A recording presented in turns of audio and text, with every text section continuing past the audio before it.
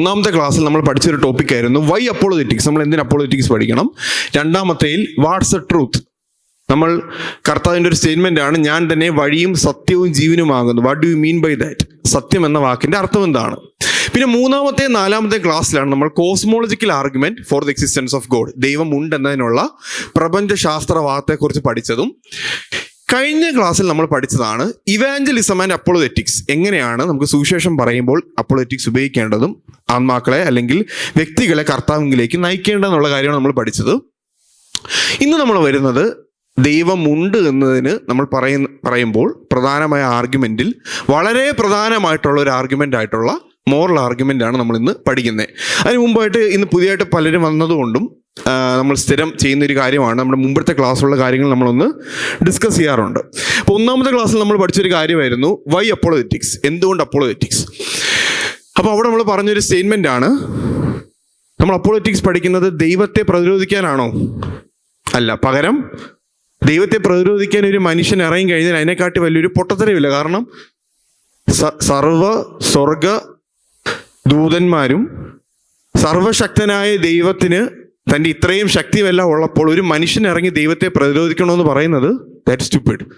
പകരം നമ്മൾ എന്തുകൊണ്ട് ഇത് ചെയ്യുന്നു എന്ന് ചോദിച്ചു കഴിഞ്ഞാൽ, നമ്മൾ എന്തുകൊണ്ട് ദൈവത്തിൽ വിശ്വസിക്കുന്നു, നമ്മുടെ വിശ്വാസത്തിന്റെ അടിസ്ഥാനം ഒരു വ്യക്തി ചോദ്യം ചെയ്താൽ അതിന് ഉത്തരം കൊടുക്കാനാണ് നമ്മളിത് പഠിക്കുന്നത്, ദൈവത്തെ പ്രതിരോധിക്കാനല്ല.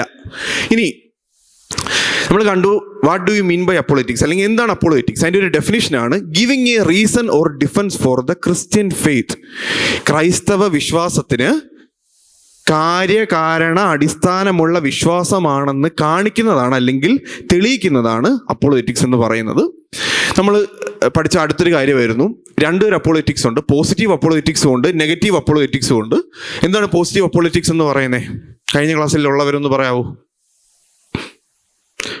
ദൈവമുണ്ടെന്നതിന് തെളിവുകൾ അങ്ങോട്ട് കൊടുക്കുന്നതിനെയാണ് നമ്മൾ പോസിറ്റീവ് അപ്പോളജറ്റിക്സിൽ പറയുന്നത്. അല്ലെങ്കിൽ നമ്മൾ ആൻ ആർഗ്യുമെന്റ് ഫോർ ക്രിസ്ത്യാനിറ്റി എന്ന് കൊടുക്കോ. Why is it reasonable to believe Jesus is God? Why is it reasonable and logical to believe there is a God? തുടങ്ങിയ കാര്യങ്ങൾ നമ്മൾ അങ്ങോട്ട് തെളിവുകൾ കൊടുക്കുന്നതിനെയാണ് നമ്മൾ പോസിറ്റീവ് അപ്പോളജറ്റിക്സ് എന്ന് പറയുന്നത്. പിന്നെ അടുത്തൊന്നാണ് നെഗറ്റീവ് അപ്പോളജറ്റിക്സ്. ഈ പേര് കേൾക്കുമ്പോൾ തന്നെ മോശം അപ്പോളജറ്റിക്സ് എന്നുള്ളതല്ല, പകരം ഇപ്പൊ ചിലവരോട് നമ്മൾ സുവിശേഷം പറയുമ്പോൾ അവർ പറയും, ഇത്ര നല്ലൊരു ദൈവം ഉണ്ടെങ്കിൽ പിന്നെ എന്തുകൊണ്ട് ഇവിടെ വെള്ളപ്പൊക്കം ഉണ്ടായി, അല്ലെങ്കിൽ എന്തുകൊണ്ട് ഇന്ന ദുരന്തം സംഭവിച്ചു, അല്ലെങ്കിൽ എന്തുകൊണ്ട് ഇങ്ങനെയൊക്കെ നടന്നു? ദൈവം വിചാരിച്ചെങ്കിൽ ഇങ്ങനെ നടക്കാതിരിക്കാൻ കഴിയുമായിരുന്നല്ലോ. അപ്പൊ നമ്മുടെ വിശ്വാസത്തിന് എതിരെ വരുന്ന ചോദ്യങ്ങൾക്ക് മറുപടി കൊടുക്കുന്നതിനാണ് നമ്മൾ നെഗറ്റീവ് അപ്പോളജറ്റിക്സ് എന്ന് പറയുന്നത്. ഒരു യഥാർത്ഥ ദൈവ പൈതൽ സുവിശേഷം പറയാൻ വേണ്ടി തന്നെ പ്രിപ്പയർ ചെയ്യുമ്പോൾ, ഒരുങ്ങുമ്പോൾ പോസിറ്റീവ് അപ്പോളജറ്റിക്സും പഠിക്കണം, നെഗറ്റീവ് അപ്പോളജറ്റിക്സും പഠിക്കണം. ഇനി നമ്മൾ എന്തുകൊണ്ട് അപ്പോളജറ്റിക്സ് പഠിക്കണമെന്ന് നമ്മൾ ഒന്നാമത്തെ ക്ലാസ്സിൽ നമ്മൾ 4 റീസൺസ് പഠിച്ചു. അതിൻ്റെ ഒന്നാമത്തേതായിരുന്നു because the Bible commands it. നമ്മൾ അതിൻ്റെ വാക്യം കുറച്ച് സമയം കഴിഞ്ഞ് നമ്മൾ വായിക്കും. 2, ദ കൾച്ചർ ഡിമാൻഡ്സ് ഇറ്റ്. ഉദാഹരണത്തിന് അബോർഷൻ, അതേപോലെ തന്നെ പല വിഷയങ്ങൾ വരുമ്പോൾ നമ്മുടെ സ്റ്റാൻഡ്സ് എന്താണെന്നറിയാൻ സമൂഹം നമ്മളെ നോക്കുന്നുണ്ട്. ഇനി 3, the church needs it. 4, the results confirm it. നമ്മൾ ആ ഒരു ടോപ്പിക് പഠിച്ചപ്പോൾ നമ്മൾ കണ്ടു ഈ അപ്പോളജറ്റിക്സ് വഴി വിശ്വാസത്തിൽ വന്ന ആയിരക്കണക്കിന് ആൾക്കാരുടെ സാക്ഷ്യങ്ങളും പല ഫേമസ് ആയിട്ടുള്ള തെളിവുകളും നമ്മൾ കണ്ടു.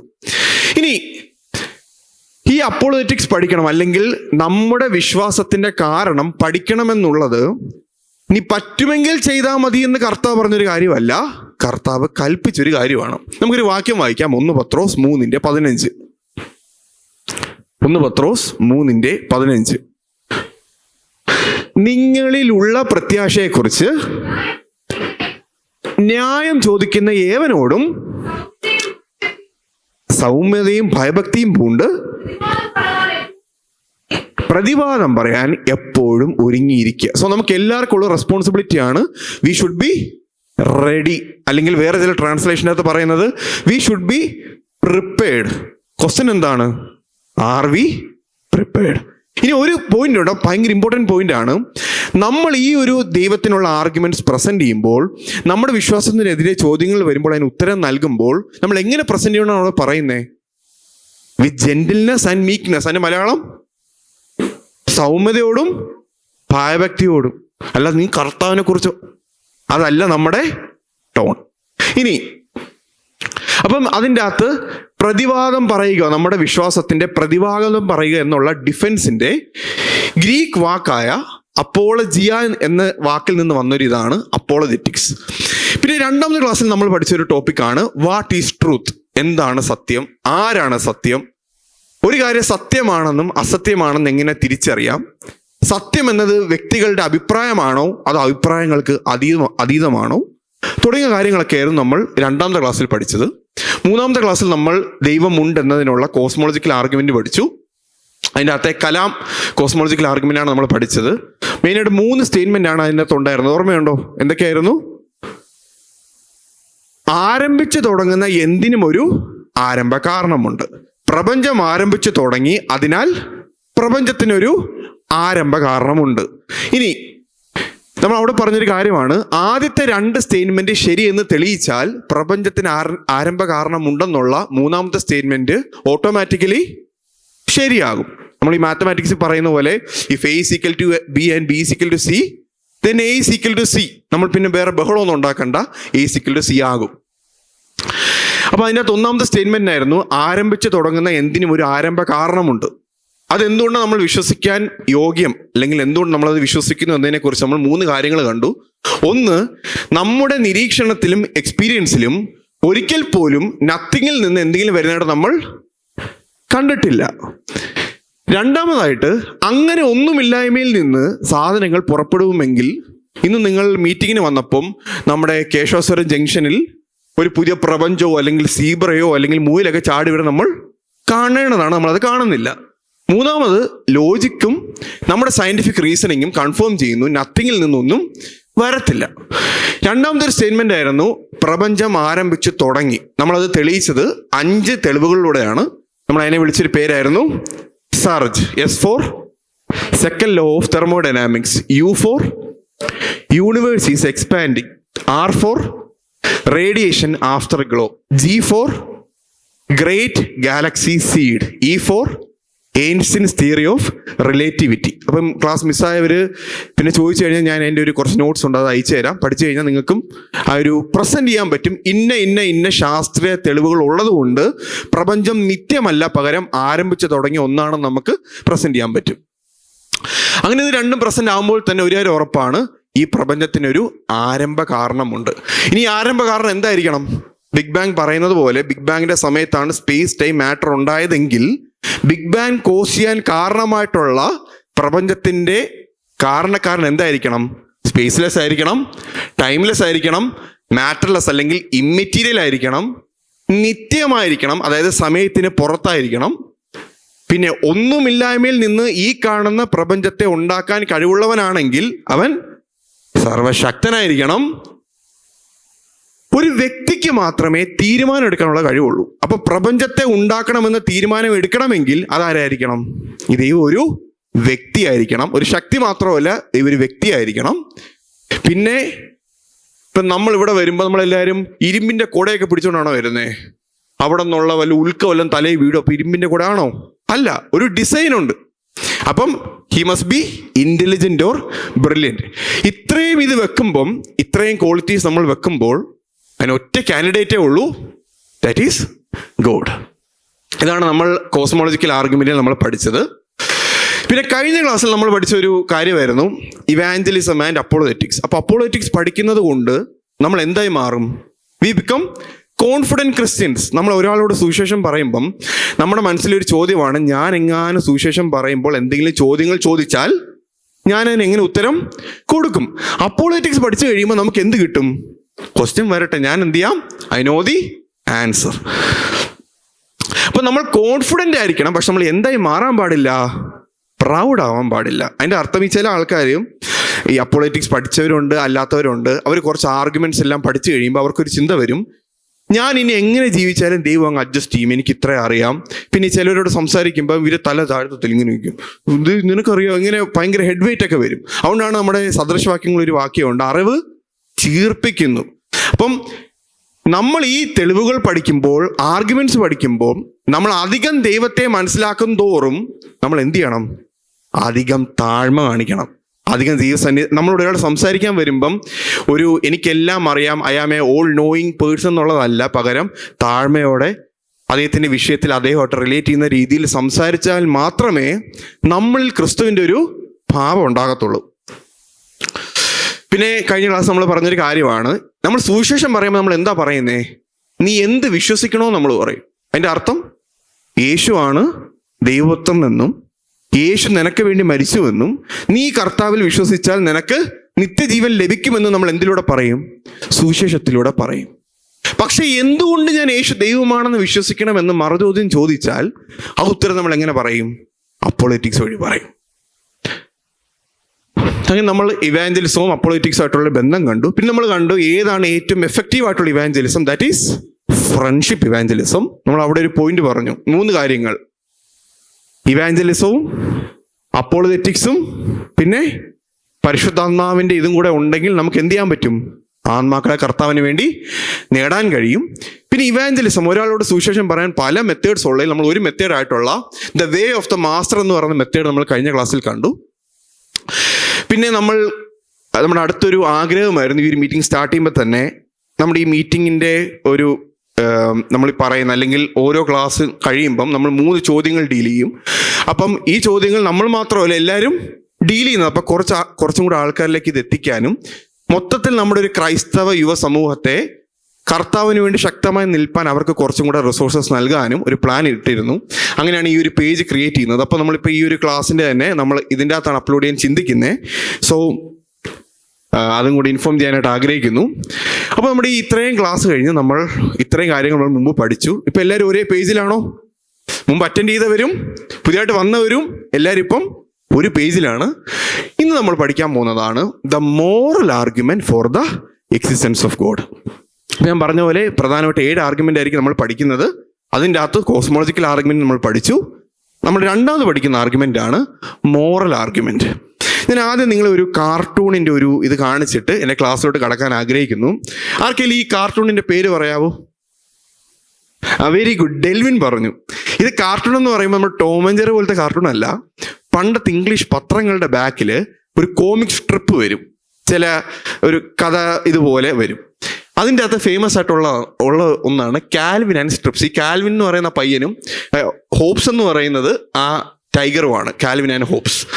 ഈ പേര് വരാൻ കാരണം ഇത് വരച്ച ആള് ജോൺ കാൽവിൻ എന്ന് പറയുന്ന പ്രൊട്ടസ്റ്റന്റ് റിഫോർമറിന്റെ പേരിന്റെ ഓർമ്മയ്ക്ക് കാൽവിൻ എന്നും, തോമസ് ഹോബ്സ് എന്ന് പറയുന്ന ഫിലോസഫറിന്റെ ഓർമ്മയ്ക്ക് ഹോബ്സ് എന്ന പുലിക്കും പേരിട്ടു. അപ്പൊ ഇവർ തമ്മിലുള്ള സംഭാഷണമാണ് ഈ കാർട്ടൂണിലുള്ളത്. സോ നിങ്ങൾക്ക് വായിക്കാൻ പറ്റുമെന്ന് വിശ്വസിക്കുന്നു. നിങ്ങൾക്ക് ജസ്റ്റ് ഈ കാർട്ടൂൺ ഒന്ന് വായിച്ചിട്ട് നിങ്ങൾക്ക് അതിൽ നിന്ന് എന്ത് മനസ്സിലായെന്ന് നിങ്ങൾക്ക് ജസ്റ്റ് ഷെയർ ചെയ്യാം. എല്ലാവരും വായിക്കാൻ പറ്റുന്നുണ്ടോ? ഓക്കെ. സംഭവം ഇതാണ്, ഈ പുലിയും ഈ പയ്യനും കൂടെ ഒരു ദിവസം കാട്ടിൽ നടക്കാൻ ഇറങ്ങി. അപ്പം ഈ പയ്യൻ പറയും, എനിക്ക് പുറത്ത് നടക്കാൻ ഭയങ്കര ഇഷ്ടമാണ്, കാരണം വീട്ടിലിരിക്കുമ്പോൾ ഇങ്ങനെ ബോറടിക്കും, പക്ഷെ പുറത്തിറങ്ങുമ്പം പല കാര്യങ്ങളും ഇവിടെ ഉണ്ടെന്ന് പറയും. അപ്പം അങ്ങനെ ഇരിക്കും. ഈ അടുത്ത ഇതിൻ്റെ അകത്ത് ഈ പുലിയോട് ഇവൻ പറയും, ഈ ധാർമ്മിക കാര്യങ്ങൾ അല്ലെങ്കിൽ എത്തിക്സ് എന്ന് പറയുന്ന സാധനം ഉണ്ടെന്ന് ഞാൻ വിശ്വസിക്കുന്നില്ല എന്ന് ഈ പുലിയോട് ഈ പയ്യൻ പറയും. എന്നിട്ട് ഈ പയ്യൻ തന്നെ പറയും, ഞാൻ ആഗ്രഹിക്കുന്ന കാര്യം കിട്ടുന്നിടത്തോളം ഈ ധാർമ്മികത ഒന്നും ഞാൻ നോക്കണ്ട. എന്നിട്ട് ഇവൻ അടുത്ത് പറയും, ഏറ്റവും ശക്തനായവൻ തീരുമാനിക്കും എന്താണ് ശരിയെന്നും, അല്ലാതെ നമ്മൾക്ക് മൊത്തത്തിലുള്ള ശരിയൊന്നുമില്ല, ഈ എത്തിക്സ് എന്ന് പറയുന്ന സാധനമൊക്കെ ചുമ്മാ ഉണ്ടാക്കിയിരിക്കുന്നതാണെന്ന് ഇവൻ പറയും. അങ്ങനെ കുറച്ച് കാര്യങ്ങൾ ഇവന് പറഞ്ഞുകൊണ്ടിരിക്കും, ധാർമ്മികത ഇല്ല, നമുക്ക് തോന്നലാണെന്നൊക്കെ പറഞ്ഞുകൊണ്ടിരിക്കുമ്പം കുറച്ചു കഴിയുമ്പോൾ ഈ പുലി എന്ത് ചെയ്യുന്നറിയാവോ? ഈ ഹോബ്സ് ഇവനെ പിടിച്ചൊരു ചെളിയിൽ തള്ളിയിടും. അപ്പം ഇവൻ പറയും, why did you do that? എന്നെ എന്തിനാണ് നീ ചെളി പിടിച്ച് തള്ളിയിട്ടേന്ന്? അപ്പൊ ഈ പുലി പറയും, നീ അല്ലേടെ ഇപ്പൊ പറഞ്ഞത് ധാർമ്മികത ഒന്നും ഇല്ല എന്ന്. അപ്പൊ ഈ പയ്യൻ കൊടുക്കുന്ന റിപ്ലൈ ആണ്, I didn't mean for every one, just me. അതായത് എനിക്കിത് ബാധകമല്ല, പക്ഷെ ബാക്കി എല്ലാവർക്കും ഇത് ബാധകമാണ്. ഞാൻ ഇത് പറയാൻ കാരണം, ആരെങ്കിലും ധാർമ്മികത ഇല്ല എന്ന് പറഞ്ഞാൽ, പണ്ടൊരിക്കൽ പറയുമ്പോൾ എനിക്ക് ഓർമ്മ വരുന്നത് നമ്മുടെ R.C. സ്പ്രൗൾ എന്ന് പറയുന്ന ഒരു ഇവാഞ്ചലിസ്റ്റ് ഉണ്ട്, അറിയപ്പെടുന്ന ഇവാഞ്ചലിസ്റ്റ്. പുള്ളി ഒരു ഷോയിലിരിക്കും കുറച്ച് പാസ്റ്റർമാരൊക്കെ ആയിട്ട്. അപ്പം ഈ ജനങ്ങളുടെ നിന്ന് ക്വസ്റ്റ്യൻ എടുക്കും. അപ്പോൾ ഒരു പുള്ളി എഴുന്നേറ്റ് എന്ന് പറഞ്ഞു, പാസ്റ്റർ എനിക്കൊരു ചോദ്യമുണ്ട്. അപ്പോൾ പാസ്റ്റർ പറഞ്ഞു, നീ ചോദിച്ചോ. പറഞ്ഞു, എനിക്കൊരു സഹോദരനുണ്ട്, പുള്ളി ഒരു നിരീശ്വരവാദിയാ, പുള്ളി പറയുന്നത് ധാർമ്മികത അങ്ങനെ ഒരു സാധനമേ ഇല്ലെന്നാണ്. ഞാൻ അദ്ദേഹത്തോട് എന്ത് മറുപടി കൊടുക്കണമെന്ന് പറഞ്ഞു. അപ്പൊ ഈ പാസ്റ്റർ പറഞ്ഞു, നീ മറുപടി ഒന്നും കൊടുക്കണ്ട, അദ്ദേഹത്തിന്റെ പേഴ്സ് അങ്ങ് മോഷ്ടിച്ചാൽ മതിയെന്ന്. അപ്പം പറഞ്ഞു വരുന്നത്, ഇല്ലെന്ന് പറയാൻ എളുപ്പമാണ്, പക്ഷെ അത് റിയൽ ലൈഫിൽ അപ്ലൈ ചെയ്യുമ്പോൾ നമുക്ക് മനസ്സിലാവും ധാർമ്മികത ഉണ്ടെന്ന്. ഇനി അത്രയും ഇൻട്രൊഡക്ഷൻ പറഞ്ഞുകൊണ്ട് ക്ലാസ്സിലേക്ക് കിടക്കാനായിട്ട് ആഗ്രഹിക്കുന്നു. അപ്പൊ നമുക്ക് എല്ലാവർക്കും ഒരു ബോധമുണ്ട്, there is a right and there is a wrong. ഇനി നമ്മുടെ ഈ കോടതികളുടെ മുമ്പിലൊക്കെ കാണുന്ന ഒരു ഇതാണ്, ഒരു ത്രാസുണ്ട്, അതിൻ്റെ അകത്ത് ഇത് കാണിക്കുന്നത് ഒരു ശരിയുണ്ട്, ഒരു തെറ്റുണ്ട്. ശരി അധികമായാൽ ഇതിങ്ങനെ പൊങ്ങി ആ സൈഡ് മാത്രം ഇങ്ങനെ ഉയർന്നു നിൽക്കുമെന്നൊരു ഇതാണ് നമ്മുടെ ജസ്റ്റിസ് എന്ന് പറയുന്ന ഇതിൻ്റെ അകത്ത് കാണിക്കുന്ന ഒരു പടമാണ് നമ്മളിപ്പം കണ്ടത്. അപ്പോൾ നമ്മൾ ഇന്നത്തെ ഇതിലേക്ക് കടക്കുന്നതിന് മുമ്പ് എന്താണ് ധാർമ്മികത അല്ലെങ്കിൽ moral argument for existence of ഗോഡിൽ കടക്കുന്നതിന് മുമ്പ് ആദ്യൊരു ചോദ്യമാണ്, വാട്ട് ഈസ് മൊറാലിറ്റി? എന്താണ് ധാർമ്മികത? ആൻസർ നമ്മൾ ഈ സ്ക്രീനിൽ കാണുന്നത് C.S. ലൂയിസ് എന്ന പുസ്തകമായ മിയർ ക്രിസ്ത്യാനിറ്റിയിൽ എഴുതിയിരിക്കുന്ന ഒന്നാണ്. അദ്ദേഹം പറയുന്ന ഇതാണ്, എല്ലാ മനുഷ്യനും, അത് ഏഷ്യയിലാവാം, യൂറോപ്പിലാകാം, ആഫ്രിക്കയിലാവാം, എവിടെ ആണെങ്കിലും എല്ലാ മനുഷ്യനും ഉള്ളിലൊരു ബോധമുണ്ട്, ഞാൻ ഇന്നത് ചെയ്യണം, ഇന്ന രീതിയിൽ പെരുമാറണം എന്നൊരു ബോധമുണ്ട്. അടുത്ത അദ്ദേഹം പറയുന്നത്, ഒരു മൃഗത്തിനും ഇല്ലാത്ത മനുഷ്യന് മാത്രമുള്ള ഈ ബോധത്തിനുള്ള കാരണം ആരായിരിക്കും? അത് ദൈവമായിരിക്കും. അതാണ് ഈ C.S. ലൂയിസ് ഇതിലൂടെ പറയുന്ന ഒരു കാര്യം. അപ്പം നമ്മൾ നേരത്തെ കോസ്മോളജിക്കൽ ആർഗ്യുമെന്റ് കണ്ടതുപോലെ മോറൽ ആർഗ്യുമെന്റ് 16 ടൈപ്പ് ഉണ്ട്. ഈ 16 ടൈപ്പിൽ ഞാൻ ഇന്ന് എടുത്തിരിക്കുന്നത്, ഞാൻ മറ്റേ 15 എണ്ണം വെച്ച് കമ്പയർ ചെയ്യുമ്പോൾ പെട്ടെന്ന് നമുക്ക് മറ്റൊരാളെ പറഞ്ഞ് മനസ്സിലാക്കാനും അതോടൊപ്പം തന്നെ ഏറ്റവും സ്ട്രോങ് ആയിട്ടുള്ള രീതിയിൽ ദൈവത്തിങ്കിലേക്ക് നയിക്കാൻ പറ്റുന്ന ഒരു ആർഗ്യുമെന്റ് ആണ് ഇന്ന് എടുത്തിരിക്കുന്ന ഈ ഒരു ഫോർമാറ്റ് ഓഫ് മോറൽ ആർഗ്യുമെന്റ്. 3 പോയിന്റാണ് ഈ ആർഗ്യുമെന്റ് പറയുന്നത്. ഒന്നാമത്തെ statement, if God doesn't exist, objective moral values do not exist. എന്താ പറയുന്നത്? ദൈവമില്ല എങ്കിൽ എല്ലാ മനുഷ്യനും ഒരുപോലെ അനുസരിക്കേണ്ടതായിട്ടുള്ള ഒബ്ജക്റ്റീവ് മോറൽ വാല്യൂസ് ഇല്ല. രണ്ടാമത്തെ സ്റ്റേറ്റ്മെന്റ്, ഒബ്ജക്റ്റീവ് മോറൽ വാല്യൂസ് ഉണ്ട്, അതിനാൽ ദൈവമുണ്ട്. ഇനി ഒബ്ജക്റ്റീവ് മോറൽ വാല്യൂ എന്ന വാക്കിന്റെ അർത്ഥം എല്ലാവർക്കും അറിയാവോ?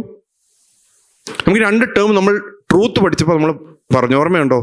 സബ്ജക്റ്റീവും ഉണ്ട്, ഒബ്ജക്റ്റീവും ഉണ്ട്.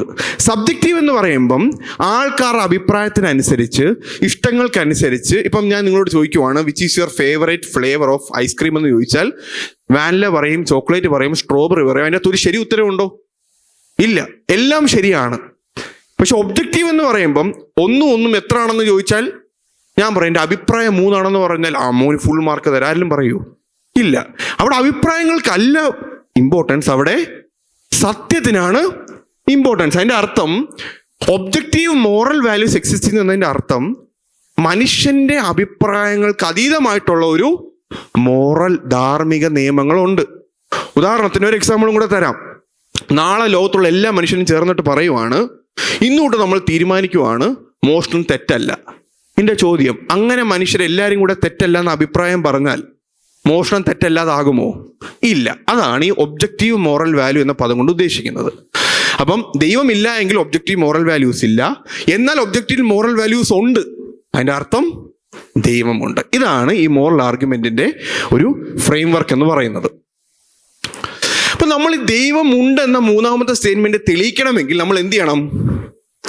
ആദ്യത്തെ 2 എണ്ണം തെളിയിക്കണം. ആദ്യത്തെ 2 എണ്ണം തെളിയിച്ചാൽ ഓട്ടോമാറ്റിക്കലി എന്ത് തെളിയിക്കപ്പെടും? അല്ലെങ്കിൽ ഈ ആർഗ്യുമെന്റ് ഫോർമാറ്റിൽ ഗോഡ് എക്സിസ്റ്റ് ചെയ്യുന്നു എന്നുള്ള ഒരു പോയിന്റ് തെളിയിക്കപ്പെടും.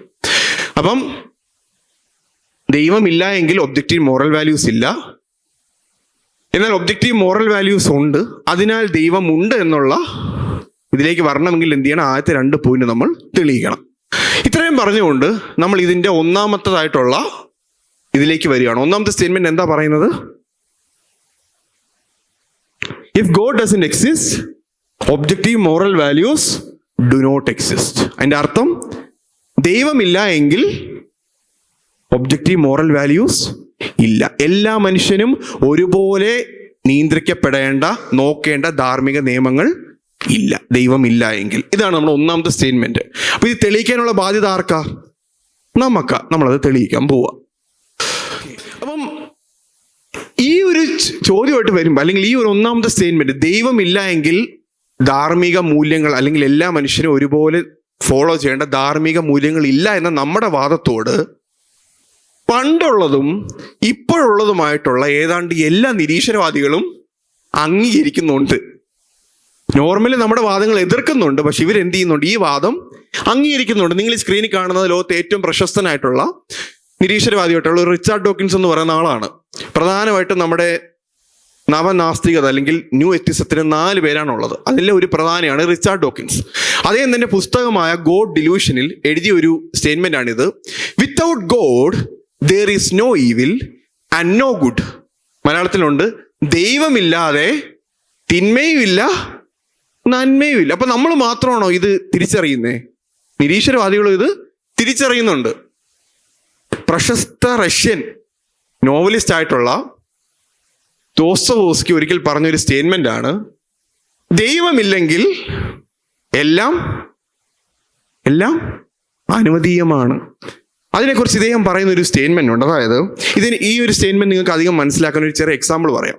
നമ്മളെല്ലാവരും ഒരുമിച്ച് ഒരു എക്സാം എഴുതുന്നെന്ന് ഇരിക്കട്ടെ. നമ്മളെല്ലാവരും ഒരുമിച്ചൊരു എക്സാം എഴുതുന്നു. ഈ എക്സാമിന് ഒരു ആൻസർ കീ ഉണ്ടെന്നിരിക്കട്ടെ. അപ്പം ഞാൻ എഴുതുന്ന എക്സാം, അക്സ എഴുതുന്ന എക്സാം, ജെയ്സൺ എഴുതുന്ന എക്സാം, നമ്മളെല്ലാവരും എക്സാം എഴുതി കഴിയുമ്പോൾ എന്ത് ചെയ്യും? ഈ ആൻസർ കീ വെച്ചിട്ട് നമ്മൾ ഇത് കറക്റ്റ് ചെയ്യും. തൽക്കാലം ഈ ആൻസർ കീ ഞാൻ റിമൂവ് ചെയ്യുകയാണെന്നിരിക്കട്ടെ. എന്ത് സംഭവിക്കും? ആരെന്തെഴുതിയാലും മാർക്ക് കിട്ടും. കാരണം എന്താ? ആൻസർ കീ ഇല്ല.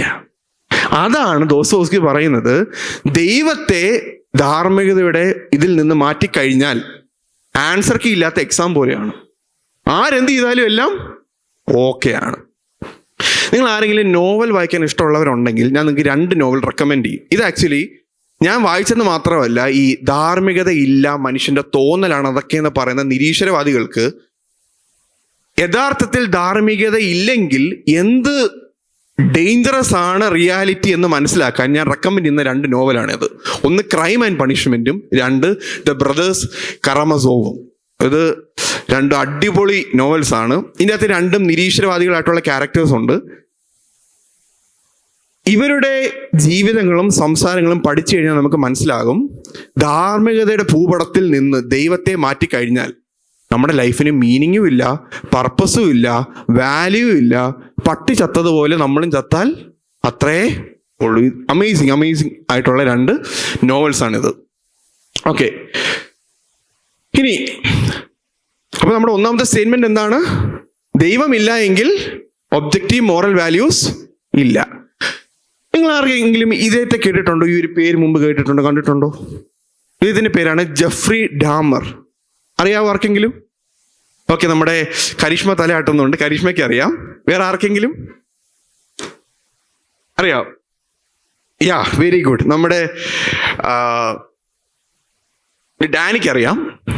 ഇദ്ദേഹം വളരെ പ്രശസ്തനാണ്. ഓക്കെ, അതിന് മുമ്പ് പയ്യനെ കാണാനൊക്കെ എങ്ങനെയുണ്ട്? നല്ല ലുക്കൊക്കെ ഉണ്ടല്ലോ. മുമ്പിലൊരു ബോർഡൊക്കെ പിടിച്ച് നിൽപ്പുണ്ട്. എന്തിനാ ബോർഡ് പിടിച്ചിരിക്കുന്നേ? ഇത് അമേരിക്കയിലൊക്കെ ഈ ഒരാളെ ജയിലിൽ വിടുന്നതിന് മുമ്പ് എന്ത് ചെയ്യും? ഒരു ഫോട്ടോ എടുക്കും. അപ്പം ബാക്ക്ഗ്രൗണ്ടിൽ കാണാം അദ്ദേഹത്തിന്റെ ഹൈറ്റ് ഒക്കെ കാണിക്കുന്ന ഒരു സ്കെയിലുണ്ട്. പിന്നെ മുമ്പിൽ ഒരു ബോർഡുണ്ട്. അതിൻ്റെ അകത്ത് ഈ മിൽവാക്കെ കൗണ്ടി എന്ന് പറയുന്നത് അമേരിക്കയിലെ വിസ്കോസിൻ എന്ന് പറയുന്ന ഒരു സ്റ്റേറ്റാണ്. അവിടെ ഉള്ളൊരു കൗണ്ടിയാണ്. അവിടെ ഇദ്ദേഹം അറസ്റ്റ് ചെയ്യപ്പെടുന്ന ഒരു ഇതാണ് കാണുന്നത്. ഇദ്ദേഹം എന്താ ചെയ്ത് നിങ്ങൾക്ക് ആർക്കെങ്കിലും അറിയാവോ? എനിവൺ? ഇദ്ദേഹം ചെറുതായിട്ട് എന്ത് ചെയ്തു? ഒരു 17 പേരെ കൊന്നു. ഓക്കെ, വളരെ ചെറുതായിട്ട് ഒരു 17 പേരെ കൊന്നു. ഞാൻ ഈ അടുത്ത് നിങ്ങളെ കാണിക്കാൻ പോകുന്നത് ഇദ്ദേഹത്തിന്റെ കേസ് ഫയലിനകത്ത് എഴുതിയിരിക്കുന്ന ചില സ്റ്റേറ്റ്മെന്റുകളാണ്. അപ്പം ഇദ്ദേഹത്തെ അറസ്റ്റ് ചെയ്യാൻ വേണ്ടി പോലീസ് ഇദ്ദേഹത്തിന് മുറി ചെന്നപ്പം, ഡാമറിന്റെ അപ്പാർട്ട്മെന്റിൽ ചെന്നപ്പം ആദ്യം ഇവർ കിട്ടിയത് ഒത്തിരി ഫോട്ടോ ആൽബം കിട്ടി. അതിൻ്റെ അകത്ത് മൊത്തം ഇദ്ദേഹം കൊന്ന 17 പേരും ഒന്നെങ്കിൽ മുതിർന്ന പുരുഷന്മാരോ അല്ലെങ്കിൽ ആൺകുട്ടികളെയാണ്. 17 പേരും പുരുഷന്മാരാ, മെയിൽസ് ആണ്. അപ്പം ഇവരുടെ ബോഡി പാർട്സ് കട്ട് ചെയ്തായിട്ടുള്ള ഫോട്ടോസ് ഒത്തിരി ഉണ്ട്. ഒന്നാമത്. രണ്ടാമത് ഫ്രിഡ്ജ് തുറന്ന് നോക്കിയപ്പം ചില തലകൾ കണ്ടു. പിന്നെ അദ്ദേഹത്തിന്റെ കമ്പ്യൂട്ടർ എടുത്ത് നോക്കിയപ്പം ഈ തൊലി ചേർന്നിരിക്കുന്ന ചില സ്കെൽട്ടൺ കിട്ടി. പ്രധാനമായിട്ട് അവർക്ക് 2 എണ്ണം അവിടെ നിന്ന് കിട്ടിയത്, ബാക്കി 15 എണ്ണം വേറെ അടുത്തുനിന്ന് അവർ കുഴിച്ചെടുക്കുമായിരുന്നു. എന്നിട്ട് ഇദ്ദേഹത്തിന്റെ മുറിയിലാണെങ്കിൽ എപ്പോഴും ശവത്തിന്റെ ഒരു സ്മെൽ. അത് അല്ലാതെ ഇദ്ദേഹത്തിന്റെ ബെഡ്റൂമിന്റെ അറ്റത്തൊരു വലിയ ഒരു കണ്ടെയ്നർ ഉണ്ടായിരുന്നു. അതിൻ്റെ അകത്ത് മൊത്തം ആസിഡ് ആയിരുന്നു. അപ്പൊ ഇദ്ദേഹം കൊല്ലുന്ന ഓരോ ആൾക്കാരെയും ഈ ആസിഡിലിട്ട് എന്ത് ചെയ്യും? ദ്രവിപ്പിക്കും. അപ്പം നാട്ടുകാർ പറഞ്ഞു, നിന്റെ വീട്ടിൽ നിന്ന് ഭയങ്കര നാറ്റം വരുന്നില്ല. അപ്പൊ പുള്ളി പറഞ്ഞു അത് പഴകിയ ഇറച്ചിയുടെ ആണെന്ന്. പുള്ളി പറഞ്ഞത് കള്ളമല്ല, പക്ഷേ നമ്മൾ ആരും പഴകിയ ഇറച്ചി എന്ന് പറയുമ്പം 17 ഡെഡ് ബോഡി ഉണ്ടെന്ന് വിചാരിക്കാറില്ല. ഇനി ഇങ്ങനെയാണ് ഇദ്ദേഹത്തെ പിടികൂടുന്നത്. ഇതാണ് സംഭവം.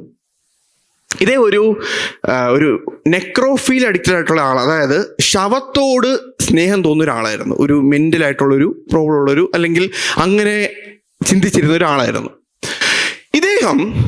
1991 ഇദ്ദേഹം അറസ്റ്റ് ചെയ്യപ്പെടും. കോടതി അദ്ദേഹത്തിനെ ജീവകാലം മൊത്തം നീ ജയിലിലാണെന്ന് വിധിച്ചു. അങ്ങനെ ഇദ്ദേഹം ജയിലിലായി. 3 വർഷത്തിന് ശേഷം NBC ഡേറ്റ് ലൈൻ എന്ന് പറയുന്ന ചാനൽ ഇതേമായിട്ടൊരു ഇന്റർവ്യൂ ചെയ്തു. ആ ഇന്റർവ്യൂവിൽ അദ്ദേഹം പറഞ്ഞൊരു സ്റ്റേറ്റ്മെന്റ് ആണ് ഞാൻ നിങ്ങൾ ഇന്ന് കാണിക്കാനായിട്ട് ആഗ്രഹിക്കുന്നത്. ആ സ്റ്റേറ്റ്മെന്റ് ആണിത്: if a person doesn't think that there is a God to be accountable to, ഒരു മനുഷ്യൻ വിചാരിക്കുവാണ് ഞാൻ ചെയ്യുന്ന പ്രവർത്തിക്ക് ദൈവത്തിന് കണക്ക് കൊടുക്കണ്ട എന്ന് വിചാരിക്കുവാണെങ്കിൽ, then what's the point of trying to modify your behavior in order to keep it within acceptable ranges? മനസ്സിലായോ? ദൈവമില്ല എങ്കിൽ, ഞാൻ ചെയ്യുന്ന പ്രവർത്തിക്ക് ദൈവത്തിന് കണക്ക് കൊടുക്കണ്ടെങ്കിൽ, പിന്നെ ഞാൻ എന്തിനെ സ്വഭാവം മാറ്റണം? എനിക്ക് തോന്നുന്നത് എനിക്ക് ഇഷ്ടമുള്ള ചെയ്യാനുള്ള ഫ്രീഡം എനിക്ക് ഉണ്ട്. തീർന്നില്ല. അടുത്ത അദ്ദേഹം പറയുന്നുണ്ട് എങ്ങനെ അത് ഈ ചിന്തയിലേക്ക് വന്നെന്ന്. That's how I thought anyway. I always believed in the theory of evolution. ഈ പുള്ളി എന്താ വിശ്വസിച്ചിരുന്നേ? പരിണാമം. പണ്ട് കലക്കവെള്ളത്തിൽ ഇടിമിന്നൽ വന്നു, അതിൻ്റെ അകത്തുനിന്ന് ഒരു ജീവൻ ഉണ്ടായി, അങ്ങനെ ഉണ്ടായി ഞാൻ ഉണ്ടാവുന്നു. ഒരു കുരങ്ങൻ 17 കുരങ്ങന്മാരെ കൊന്നാൽ ആരും എന്തെങ്കിലും പറയാറുണ്ടോ? ഒരു പൂച്ച 17 പൂച്ചകളെ കൊന്ന എന്തെങ്കിലും പറയാറുണ്ടോ? നമ്മളവന് ഹീറോ ആക്കും. ഇവൻ ഇവിടെ ഉണ്ടെങ്കിൽ വേറെ പൂച്ചകളെല്ലാം ഇവൻ കൊല്ലും. ഒരു പട്ടി മറ്റ് 17 നമ്മളൊന്നും ചെയ്യാറില്ല. നമ്മളും if man is just an animal, പിന്നെ എന്തുകൊണ്ട് ഇത് റോങ് ആണ്? എന്നിട്ട് അവസാനം ഇദ്ദേഹം പറയുന്നത്, പരിണാമം വെച്ച് വിശ്വസിക്കുവാണെങ്കിൽ we die, when we die, you know there was it and there is nothing. തീർന്നില്ല. ഈ മനുഷ്യൻ ഈ അമേരിക്കയിൽ, നമ്മുടെ നാട്ടിൽ അങ്ങനെ വലുതായിട്ടില്ല, അമേരിക്കയിലൊക്കെ ജയിലാവുമ്പം ഈ ദൈവദാസന്മാരൊക്കെ ചെന്ന് സുവിശേഷം പറയുകയും ബൈബിൾ കൊടുക്കുകയും സൺഡേയിൽ ഇവർക്കൊരു സർവീസ് ഒക്കെ ഉണ്ട്. ഈ ഇന്റർവ്യൂ കൊടുക്കുന്ന സമയത്ത്, അല്ലെങ്കിൽ അതിന് 3 മാസങ്ങൾക്ക് മുമ്പ് ഇദ്ദേഹം യേശുവിനെ രക്ഷിതാവായി സ്വീകരിക്കുകയും കർത്താവായിട്ട് ഏറ്റുപറയുകയും ചെയ്തിട്ട് ഇദ്ദേഹം വിശ്വാസത്തിൽ വരുന്നുണ്ട്. എന്നിട്ട് ഇദ്ദേഹം അടുത്ത് പറയുന്ന ഒരു സ്റ്റേറ്റ്മെന്റ് ആണ്, അങ്ങനെയാണ് അദ്ദേഹം മുമ്പ് വിശ്വസിച്ചിരുന്നത്. അപ്പൊ ഇന്റർവ്യൂവിൽ ഇദ്ദേഹം പറയുന്നതാണ്, എന്നാൽ ഇതിന് ശേഷം ഞാൻ സുവിശേഷം അറിഞ്ഞപ്പോൾ എന്ത് ചെയ്തു? ഞാൻ കർത്താവായ യേശു ക്രിസ്തു ദൈവമാണെന്ന് തിരിച്ചറിയുകയും ഒരു ദിവസം ഞാൻ ചെയ്യുന്ന പ്രവർത്തിക്ക് എന്ത് ചെയ്യേണ്ടി വരും? കണക്ക് കൊടുക്കേണ്ടി വരും. ഞാൻ ഇത് കാണിക്കാൻ കാര്യം, ചിന്തിക്കുന്ന എല്ലാവർക്കും അറിയാം ദൈവമില്ല എങ്കിൽ ധാർമ്മിക മൂല്യങ്ങൾ ഇല്ല. വെറും മനുഷ്യനുണ്ടാക്കി പരിണാമ പ്രകാരം വന്നതാണെങ്കിൽ അവർക്കുള്ളത് ഇവർക്കുള്ളത് പോലെ വെറൊരു ആനിമലാണ് നമ്മൾ. ദൈവമില്ല, പരിണാമത്തിലൂടെയാണ് ഞാൻ വന്നത് എന്ന ചിന്ത ഒരു മനുഷ്യന് ഹൃദയത്തിൽ ഏറ്റെടുത്തപ്പോൾ എത്ര പേരെ കൊന്നേ? 17 പേരെ. അതുകൊണ്ടാണ് നമ്മൾ പറയുന്നത്, പലരും ചിന്തിക്കും ഈ പരിണാമത്തെ വിശ്വസിച്ച് എന്താ കുഴപ്പമെന്ന്. ഒരു മനുഷ്യൻ എന്ത് വിശ്വസിക്കുന്നു അതിന് പ്രകാരമാണ് അവൻ പ്രവർത്തിക്കുന്നത്. അവന്റെ വിശ്വാസം തെറ്റാണെങ്കിൽ അവന്റെ പ്രവൃത്തിയും തെറ്റായിരിക്കും. ഇനി പക്ഷെ അവനത് ശരിയായിട്ട് തോന്നും.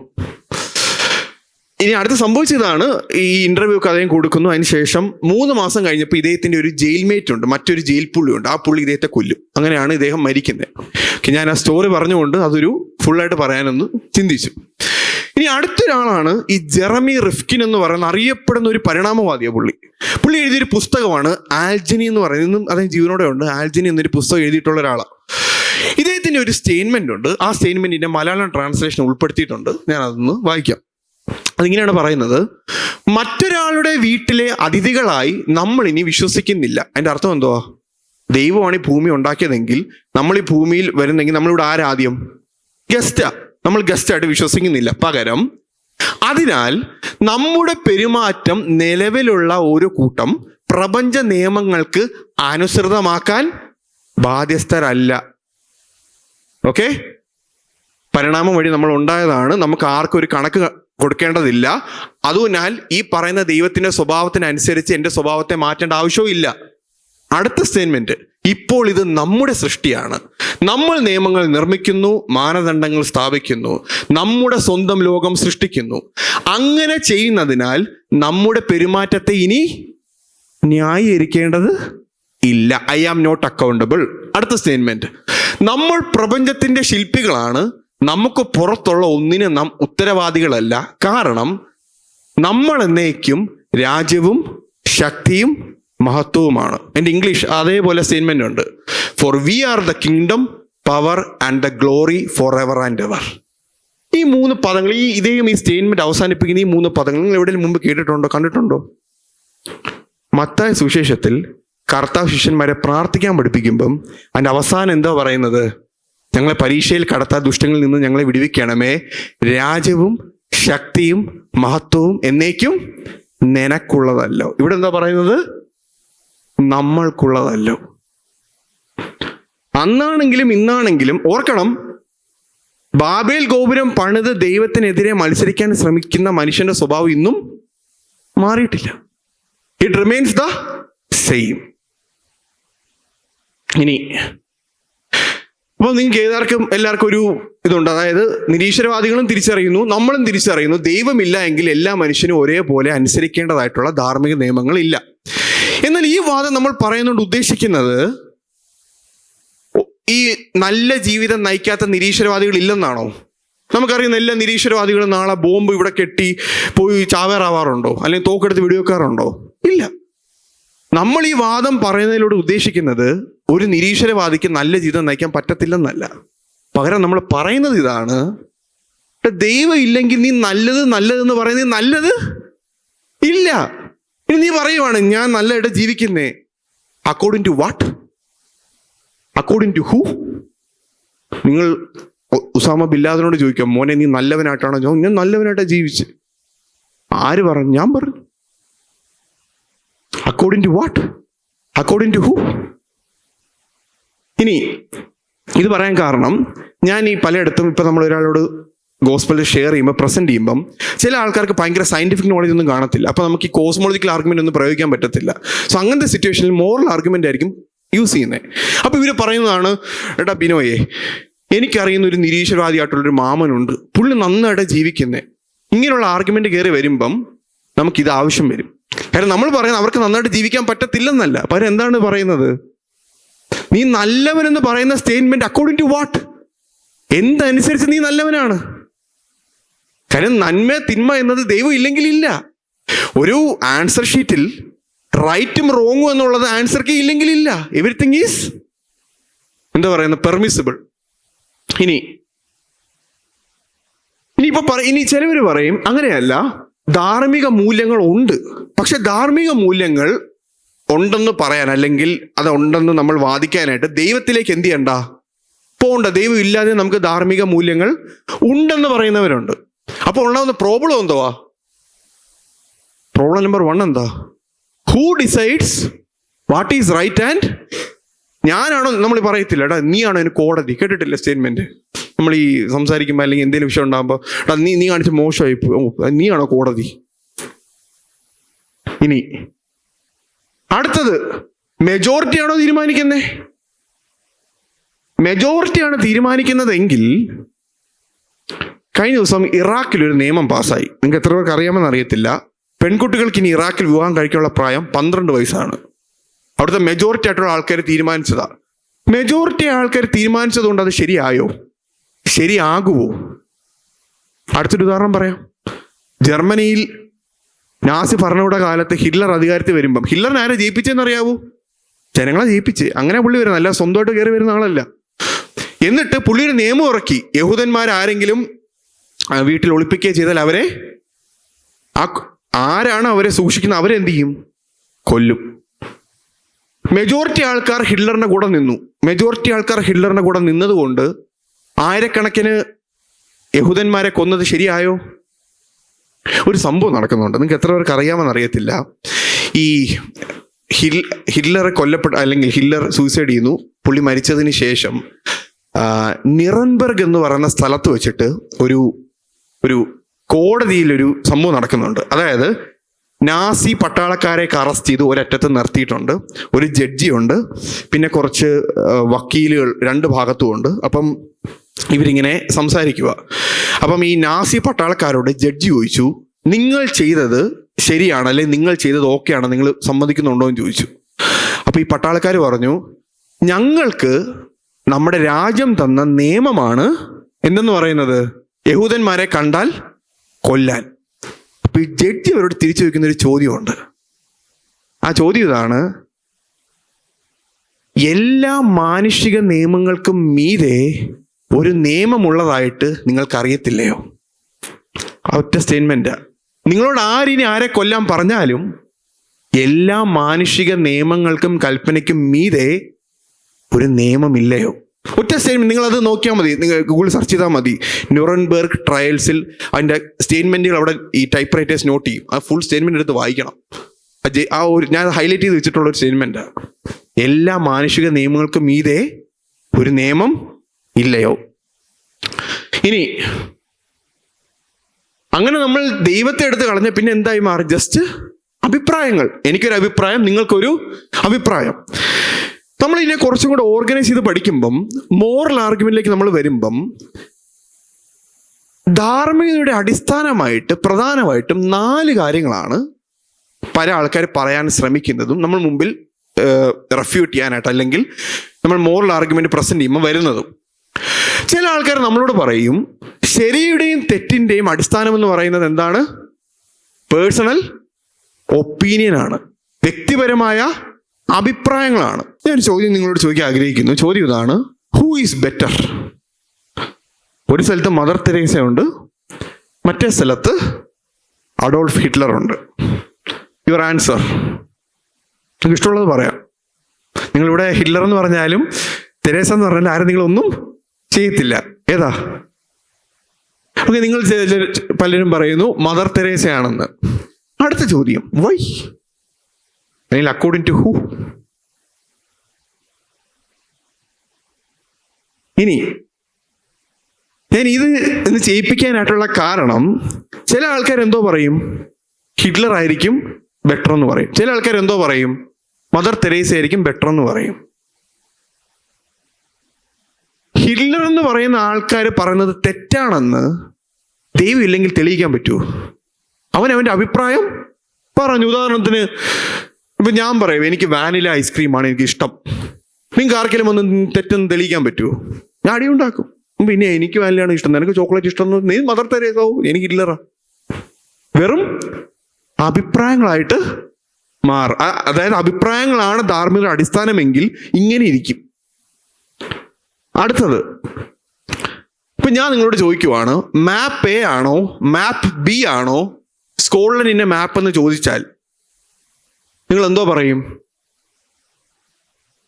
നിങ്ങൾ പറയും, എൻ്റെ പൊന്നച്ചാ, ജോഗ്രഫി പണ്ടേ വിട്ടതാണ്, ഈ സമയത്ത് സ്കോട്ട്ലൻഡ് ഇന്ത്യയുടെ തന്നെ ഒരുവിധം ഇങ്ങനെ ഓർത്ത് വെച്ചിരിക്കും, അപ്പോഴാണ് സ്കോട്ട്ലൻഡിന്റെ ഏതാണ്. നിങ്ങൾക്ക് സ്കോട്ട്ലൻഡിന്റെ മാപ്പ് ഇതിൽ ഏതാണെന്ന് അറിയണമെങ്കിൽ നിങ്ങൾ ഒറിജിനൽ സ്കോട്ട്ലൻഡിന്റെ മാപ്പ് എന്ത് ചെയ്യണം? അറിയണം. അതുമായിട്ട് കമ്പയർ ചെയ്യുമ്പോഴേ നിങ്ങൾക്ക് അറിയാൻ പറ്റൂ ഏതാണ് ഒറിജിനൽ, എ ആണോ ബി ആണോ എന്ന്. മദർ തെരേസയാണോ ഹിറ്റ്ലർ ആണോ നല്ലവരെന്ന് ചോദിച്ചാൽ നന്മയ്ക്കുള്ള ഒരു സ്റ്റാൻഡേർഡുമായിട്ട് കമ്പയർ ചെയ്താൽ എനിക്ക് അറിയാൻ പറ്റൂ ഏതാണ്, ആരാണ് നല്ലതെന്ന്. ഇനി അപ്പൊ ഈ പേഴ്സണൽ ഒപ്പീനിയൻ എന്ന് നിങ്ങളോട് ആരെങ്കിലും പറഞ്ഞാൽ, അല്ലെങ്കിൽ അത് വന്നാൽ, ഇറ്റ് ഈസ് അട്ടർ സ്റ്റുപ്പിഡിറ്റി. ഇനി രണ്ടാമത്തതാണ്, ചിലർ പറയും നമുക്ക് ഈ ധാർമ്മിക നിയമങ്ങൾ വരാൻ കാരണം സോഷ്യൽ കൺവെൻഷൻ, അല്ലെങ്കിൽ നമ്മളൊരു സമൂഹ ജീവിയാണ് മനുഷ്യൻ. അപ്പം നമ്മുടെ സാമൂഹികമായിട്ട് ഉള്ള നിയമങ്ങളിലൂടെയാണ് എന്ത് ചെയ്യുന്നത്, ധാർമ്മികത വരുത് എന്ന് പലരും പറയാറുണ്ട്. ഇപ്പൊ ഒരു സോഷ്യൽ കൺവെൻഷന് ഞാനിപ്പോൾ നിങ്ങൾക്കൊരു ഉദാഹരണം തരുവാണെങ്കിൽ, ഈ കാറ് എല്ലാ രാജ്യത്തും ഒരേ സൈഡിലാണ് ഓടിക്കുന്നത്. ഇപ്പൊ നമ്മുടെ ഇന്ത്യയിൽ റൈറ്റ് സൈഡാണ്, ശരിയല്ലേ? പക്ഷെ ഇതേ സമയത്ത് ഗൾഫ് രാജ്യങ്ങളൊക്കെ പോയി കഴിഞ്ഞാൽ ലെഫ്റ്റ് സൈഡാണ്. ഇതുവരെ ആരെങ്കിലും ഇവിടെ നിന്നിട്ട് ലെഫ്റ്റ് സൈഡ് ഓടിക്കുന്ന ആൾക്കാർ മോശമാണെന്ന് പറഞ്ഞിട്ടുണ്ടോ? അത് എന്തെങ്കിലും കുഴപ്പമാണ് നമ്മൾ പറഞ്ഞിട്ടുണ്ടോ? അവിടെയുള്ള ആൾക്കാർ റൈറ്റ് സൈഡ് ഓടിക്കുന്ന നമ്മൾ എന്തെങ്കിലും പറഞ്ഞിട്ടുണ്ടോ? ധാർമ്മികത എന്നത് വെറും സോഷ്യൽ കൺവെൻഷൻ ആണെങ്കിൽ റൈറ്റ് സൈഡ് ഡ്രൈവിങ്ങും ലെഫ്റ്റ് സൈഡ് ഡ്രൈവിങ്ങും പോലെയുള്ളൂ. നീ ഇഷ്ടമുള്ളിടത്ത് ഡ്രൈവ് ചെയ്തോ, എല്ലാം ഓക്കെ. അങ്ങനെയാണെങ്കിൽ ഇറാനിലെ നിയമം നമ്മൾ എന്ത് ചെയ്യേണ്ടി വരും? സമ്മതിക്കേണ്ടി വരും. അവരവിടെ ചെയ്യുന്നു, അത് ഓക്കെയാ. നമ്മളിവിടെ അതില്ല, ഓക്കെയാ. ഇനിയിപ്പോൾ എങ്ങാനും നമുക്കിവിടെ ഒരു നിയമം ഉണ്ടായിരുന്നു, പണ്ട് കാലത്ത് സതി പോലത്തെ ഒരു നിയമം ഇന്നും ഉണ്ടായിരുന്നു. ഭർത്താക്കന്മാർ മരിക്കുമ്പോൾ ഭാര്യമാർ തീയിൽ ചാടി മരിക്കണം. ആ നിയമം ഇന്നും ഉണ്ടായിരുന്നെങ്കിൽ അതും ഓക്കെയാ. കാര്യം വലത്തെ സൈഡ് ഓടിക്കുന്നില്ല, ഇടത്തെ സൈഡ് ഓടിക്കുന്നു, അതേപോലെ ഉള്ളൂ ധാർമ്മികത. അങ്ങനെയാണോ ധാർമ്മികത? ആരെങ്കിലും അംഗീകരിക്കും അങ്ങനെയാണെന്ന് പറഞ്ഞാൽ? അല്ല. അപ്പോഴേക്കും വ്യക്തിപരമായ അഭിപ്രായങ്ങളല്ല ധാർമ്മിക അടിസ്ഥാനം, സാമൂഹികമായിട്ടുള്ള ചില തീരുമാനങ്ങളും അല്ല ധാർമ്മിക അടിസ്ഥാനം. അടുത്തൊന്നാണ് പറയുന്നത്, പരിണാമമാണ് ധാർമ്മികതയുടെ അടിസ്ഥാനം. ഇനി അതായത് നമ്മൾ പരിണമിച്ച് വന്ന കൂട്ടത്തിൽ നമുക്ക് എന്ത് കിട്ടി? പരിണാമത്തിലൂടെ നമുക്ക് ധാർമ്മികതയുടെ ഒരു ബോധം കിട്ടി എന്നാണ് പറയുന്നത്. ഈ പരിണാമമാണ് നമ്മുടെ ധാർമ്മികത കിട്ടാൻ എന്ന് പറയുന്നുണ്ടെങ്കിൽ അങ്ങനെയുള്ളവരെ ചിന്തിപ്പിക്കാനും അത് തെറ്റാണെന്ന് കാണിക്കാനുള്ള ഏറ്റവും നല്ലൊരു സ്റ്റേറ്റ്മെന്റ് ചാൾസ് ഡാർവിൻ തന്നെ പറയുന്നുണ്ട്. ചാൾസ് ഡാർവിൻ താൻ എഴുതിയ പുസ്തകമായ ഡിസെന്റ് ഓഫ് മാനിൽ പറയുന്നൊരു സ്റ്റേറ്റ്മെന്റ് ഉണ്ട്. ആ സ്റ്റേറ്റ്മെന്റ് ഇങ്ങനെയാണ്: മനുഷ്യൻ ഇന്ന് കാണുന്നത് പോലെ പരിണമിക്കാതെ തേനീച്ചക്കൂട്ടിലെ രാജ്ഞിയും പെൺമക്കളും അല്ലെങ്കിൽ ഡ്രോൺസും ഫീമെയിൽ വർക്കറും പോലെയായിരുന്നു പരിണമിച്ചതെങ്കിൽ, മനുഷ്യൻ ഇന്ന് കാണുന്ന മനുഷ്യനെ പോലെ പരിണമിക്കാതെ തേനീച്ചക്കൂട് പോലെയായിരുന്നു പരിണമിച്ചതെങ്കിൽ, തേനീച്ചക്കൂടിനൊരു പ്രത്യേകത ഉണ്ട്. എന്താണെന്നറിയാവോ? ഈ രാജ്ഞി ഫീമെയിൽ ബീസിനെയും തന്നെ രാജ്ഞി സ്ഥാനത്തേക്ക് എതിർത്ത് വന്നാൽ എന്ത് ചെയ്യും? അവരെയും കൊല്ലും. ക്ഷാമകാലം വരുമ്പം ഉള്ള തേനും നെക്ടറും ഇതൊക്കെ പോളനൊക്കെ തിന്നു തീർക്കാൻ ഇവിടെ മെയിൽ ബീസ് ഉണ്ടാവും, ഡ്രോൺസ്. ഇവരെന്ത് ചെയ്യും? ഈ ക്യൂവിന് എന്ത് ചെയ്യും? കൊന്നുകളയും. അപ്പം ഡാർവിൻ്റെ ബാക്കി ഭാഗമാണ് ഇതാണ് അദ്ദേഹം പറയുന്നത്: മനുഷ്യൻ ഇന്ന് കാണുന്നത് പോലെ പരിണമിക്കാതെ തേനീച്ചക്കൂടിനെ പോലെ പരിണമിച്ചിരുന്നതെങ്കിൽ അമ്മമാര് പെൺമക്കളെയും ആൺമക്കളെയും കൊല്ലുന്നത് നമുക്ക് ഓക്കെയായി തോന്നിയേനെ. ഒരു വട്ടം കൂടെ: മനുഷ്യൻ ഇന്ന് കാണുന്നത് പോലെ പരിണമിക്കാതെ തേനീച്ചക്കൂടിനെ പോലെ പരിണമിച്ചിരുന്നുവെങ്കിൽ അമ്മമാര് പെൺമക്കളെയും ആൺമക്കളെയും കൊല്ലുന്നത് നമുക്ക് ശരിയായി തോന്നിയേനെ. എൻ്റെ ചോദ്യം, അമ്മമാർ ആൺമക്കളെയും പെൺമക്കളെയും കൊല്ലുന്നത് ശരിയാണോ? അല്ലെങ്കിൽ അങ്ങനെ ആയി വരുമ്പോൾ അത് ശരിയാണെന്ന് പറഞ്ഞാൽ, അല്ലെങ്കിൽ ഓക്കെ അങ്ങനെ പരിണമിച്ചെന്നിരിക്കട്ടെ, പരിണമിച്ചിട്ടില്ല വേറെ കാര്യം, അങ്ങനെ പരിണമിച്ചെന്നിരിക്കട്ടെ, അങ്ങനെയാണെങ്കിൽ അത് ശരിയാകുമോ? എൻ്റെ അർത്ഥം എന്താ? പരിണാമത്തിലൂടെ അല്ല നമുക്ക് ഈ ധാർമ്മിക ബോധം വന്നത്. തീർന്നില്ല. ഈ ആരെങ്കിലും പരിണാമത്തിലൂടെയാണ് നമുക്ക് ധാർമ്മിക ബോധം വന്നെന്ന് വിശ്വസിക്കുന്നുണ്ടെങ്കിൽ അതിൻ്റെ ഒരു 2 എതിർപ്പുകൾ പ്രധാനമായിട്ടുണ്ട്. ഒന്നാമത്തെ എതിർപ്പ്, പരിണാമത്തിന്റെ ലക്ഷ്യം ധാർമ്മികത ബോധം കൂടി വരുന്ന ജീവികളെ ഉണ്ടാക്കുക എന്നുള്ളതല്ല. ഉദാഹരണത്തിന് ബാക്ടീരിയയ്ക്ക് ചെറിയ ധാർമ്മിക ബോധമേ ഉള്ളൂ. ബാക്ടീരിയയിൽ നിന്ന് പരിണമിച്ച അല്ലെങ്കിൽ ബാക്ടീരിയ ശേഷം വന്ന അമീബയ്ക്ക് കുറച്ചും കൂടെ ധാർമ്മിക ബോധമുണ്ട്. അതിൽ നിന്ന് പിന്നെ വരുന്ന എലിക്ക് കുറച്ചും കൂടെ പരിണാമ ബോധമുണ്ട്. പിന്നെ മീനുകൾക്ക് ബോധമുണ്ട്. പിന്നെ അങ്ങനെ വന്ന് കുരങ്ങിന് ബോധമുണ്ട്. പിന്നെ കുരങ്ങൻ്റെ ഒരു പൂർവികൻ അല്ലെങ്കിൽ മനുഷ്യനിലേക്ക് വന്ന ആ ഒരു പൂർവികന് കാട്ടി നമുക്ക് എന്ത് ചെയ്തു? ആ ബോധം വന്നു. അങ്ങനെ ആരെങ്കിലും ചിന്തിക്കുന്നുണ്ടെങ്കിൽ ഏറ്റവും വലിയ കുഴപ്പമാണ്. പരിണാമത്തിന്റെ ലക്ഷ്യം എന്താണ്? ധാർമ്മിക ബോധമുള്ള ജീവികളെ ഉണ്ടാക്കുക എന്നുള്ളതല്ല. പരിണാമത്തിന്റെ ലക്ഷ്യമാണ് സർവൈവൽ ഓഫ് ദ ഫിറ്റസ്റ്റ്. ഒരു ജീവി മാക്സിമം മക്കളെ ഉണ്ടാക്കി ഈ ഭൂമിയിൽ നിന്ന് നശിക്കാതെ മുമ്പോട്ട് പോകുക എന്നുള്ളത് മാത്രമാണ് എന്തിന്റെ ലക്ഷ്യം? എവല്യൂഷന്റെ ലക്ഷ്യം. അപ്പൊ പിന്നെ ഈ ബോധത്തിന്റെ ലക്ഷ്യമുണ്ടോ? ഇല്ല. തീർന്നില്ല. ഇദ്ദേഹം മൈക്കൽ ഡ്രൂസ് എന്ന് പറയുന്ന ഒരു ഫിലോസഫർ ഓഫ് സയൻസ്. ഇദ്ദേഹം പറയുന്ന 2 സ്റ്റേറ്റ്മെന്റ് ഒന്ന് നിങ്ങളെ ഇദ്ദേഹം ഒരു വിശ്വാസി പോലും അല്ല. ഇദ്ദേഹം ഒരു കടുത്തൊരു നിരീശ്വരവാദ അങ്ങനെ ഒരു ചിന്താഗതിയുള്ള ആൾക്കാർ. നിരീശ്വരവാദിയോ അല്ല, ഒരു അഗ്നോസ്റ്റിക് ആണ്. ദൈവം കാണും കാണത്തില്ല, ഐ ഡോണ്ട് നോ. ഇദ്ദേഹം പറയുന്ന 2 സ്റ്റേറ്റ്മെന്റ് ഉണ്ട്. ഒന്ന് അദ്ദേഹം പറയുന്ന ഇതാണ്: morality is a biological adaptation no less than our hands and feet and teeth. അതായത് നമ്മുടെ ഈ കൈ കൊണ്ട് നമുക്കിപ്പം ഒരു സാധനം ഗ്രാബ് ചെയ്യാൻ അല്ലെങ്കിൽ നമുക്ക് അങ്ങനെ ചെയ്യാൻ പറ്റുന്നത് പോലെ നമ്മുടെ കണ്ണും നമ്മുടെ നാക്കും നമ്മുടെ പല്ലുകളും എല്ലാം നമ്മുടെ ആഹാര ശൈലി ഇതിനൊക്കെ ഒരു രീതിയിൽ വന്നതുപോലെ ആണ് എന്ത് വന്നെന്നാ പറയുന്നത്? ധാർമ്മികത. അടുത്ത് ധാർമ്മികതയുടെ ഒറ്റ ഉദ്ദേശമുള്ള എന്താണ്? Survival and reproduction. ഇനി നമുക്ക് തൽക്കാലം നമ്മളൊന്ന് അംഗീകരിച്ചു കൊടുക്കുവാണ് പരിണാമമാണ് ധാർമ്മികതയുടെ അടിസ്ഥാനമെന്ന്. പരിണാമമാണ് ധാർമ്മികത അടിസ്ഥാനമെങ്കിൽ നമ്മൾ എന്തൊക്കെ ചെയ്യുമെന്നറിയാവോ? അല്ലെങ്കിൽ എന്തൊക്കെ ചെയ്യണമെന്നറിയാവോ? പ്രായമായ ആൾക്കാർ എന്ത് ചെയ്യണം? നമ്മൾ കൊന്നുകളയണം. ഇപ്പൊ സ്ത്രീകളൊക്കെ ആണെങ്കിൽ 40-50 വയസ്സ് കഴിയുമ്പോൾ എന്ത് ചെയ്യണം? പെട്ടിയിലാക്കി അടച്ച് കുഴിച്ചിടണം. പുരുഷന്മാരെ ആണെങ്കിലും ആരോഗ്യമൊന്നുമില്ല, അവിടെ കിടക്കുവാണെങ്കിൽ അപ്പോഴെന്ത് ചെയ്യണം? ഓക്സിജൻ ട്യൂബൊക്കെ കളഞ്ഞ്. കാര്യം എന്താ? അവരിവിടെ കിടക്കുമ്പം ആഹാര സാധനങ്ങൾ എത്രയോ നല്ല ജീവനുള്ള ആൾക്കാർക്ക് കൊടുക്കാം. ആഹാര സാധനങ്ങൾ പോകുന്നു, ജീവനുള്ളവരുടെ പൈസ പോകുന്നു, നമ്മുടെ ശ്വാസം അവർ വലിച്ചെടുക്കുന്നു.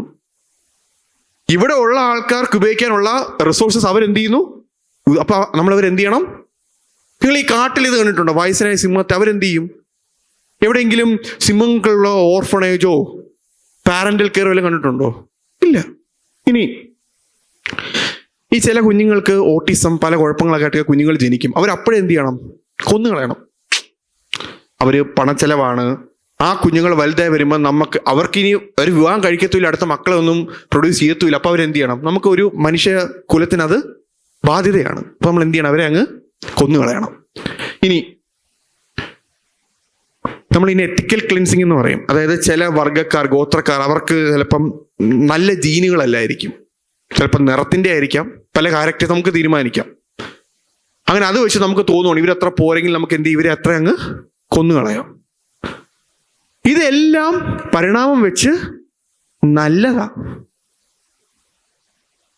കാരണം എന്താ? യൂജനിക്സ്. എക്സാക്ട്ലി. അതായത് നമ്മളൊരു അതായത് യൂജനിക്സ് എന്ന് പറയുന്നത് ചില ആൾക്കാർക്ക് ഉയർന്ന നല്ല ജീനുകളും ചില ആൾക്കാർക്ക് മോശം ജീനുകളും കിട്ടി. അതുകൊണ്ട് ഉയർന്ന ജീനുകൾ, നല്ല ജീനുകൾ കിട്ടിയവർക്ക് താഴത്തെയുള്ള അല്ലെങ്കിൽ മോശം ജീനുകൾ ഉള്ളവരെ കൊല്ലാമെന്ന് വാദിക്കുന്നതാണ് യൂജനിക്സ് എന്ന് പറയുന്നത്. ഇനി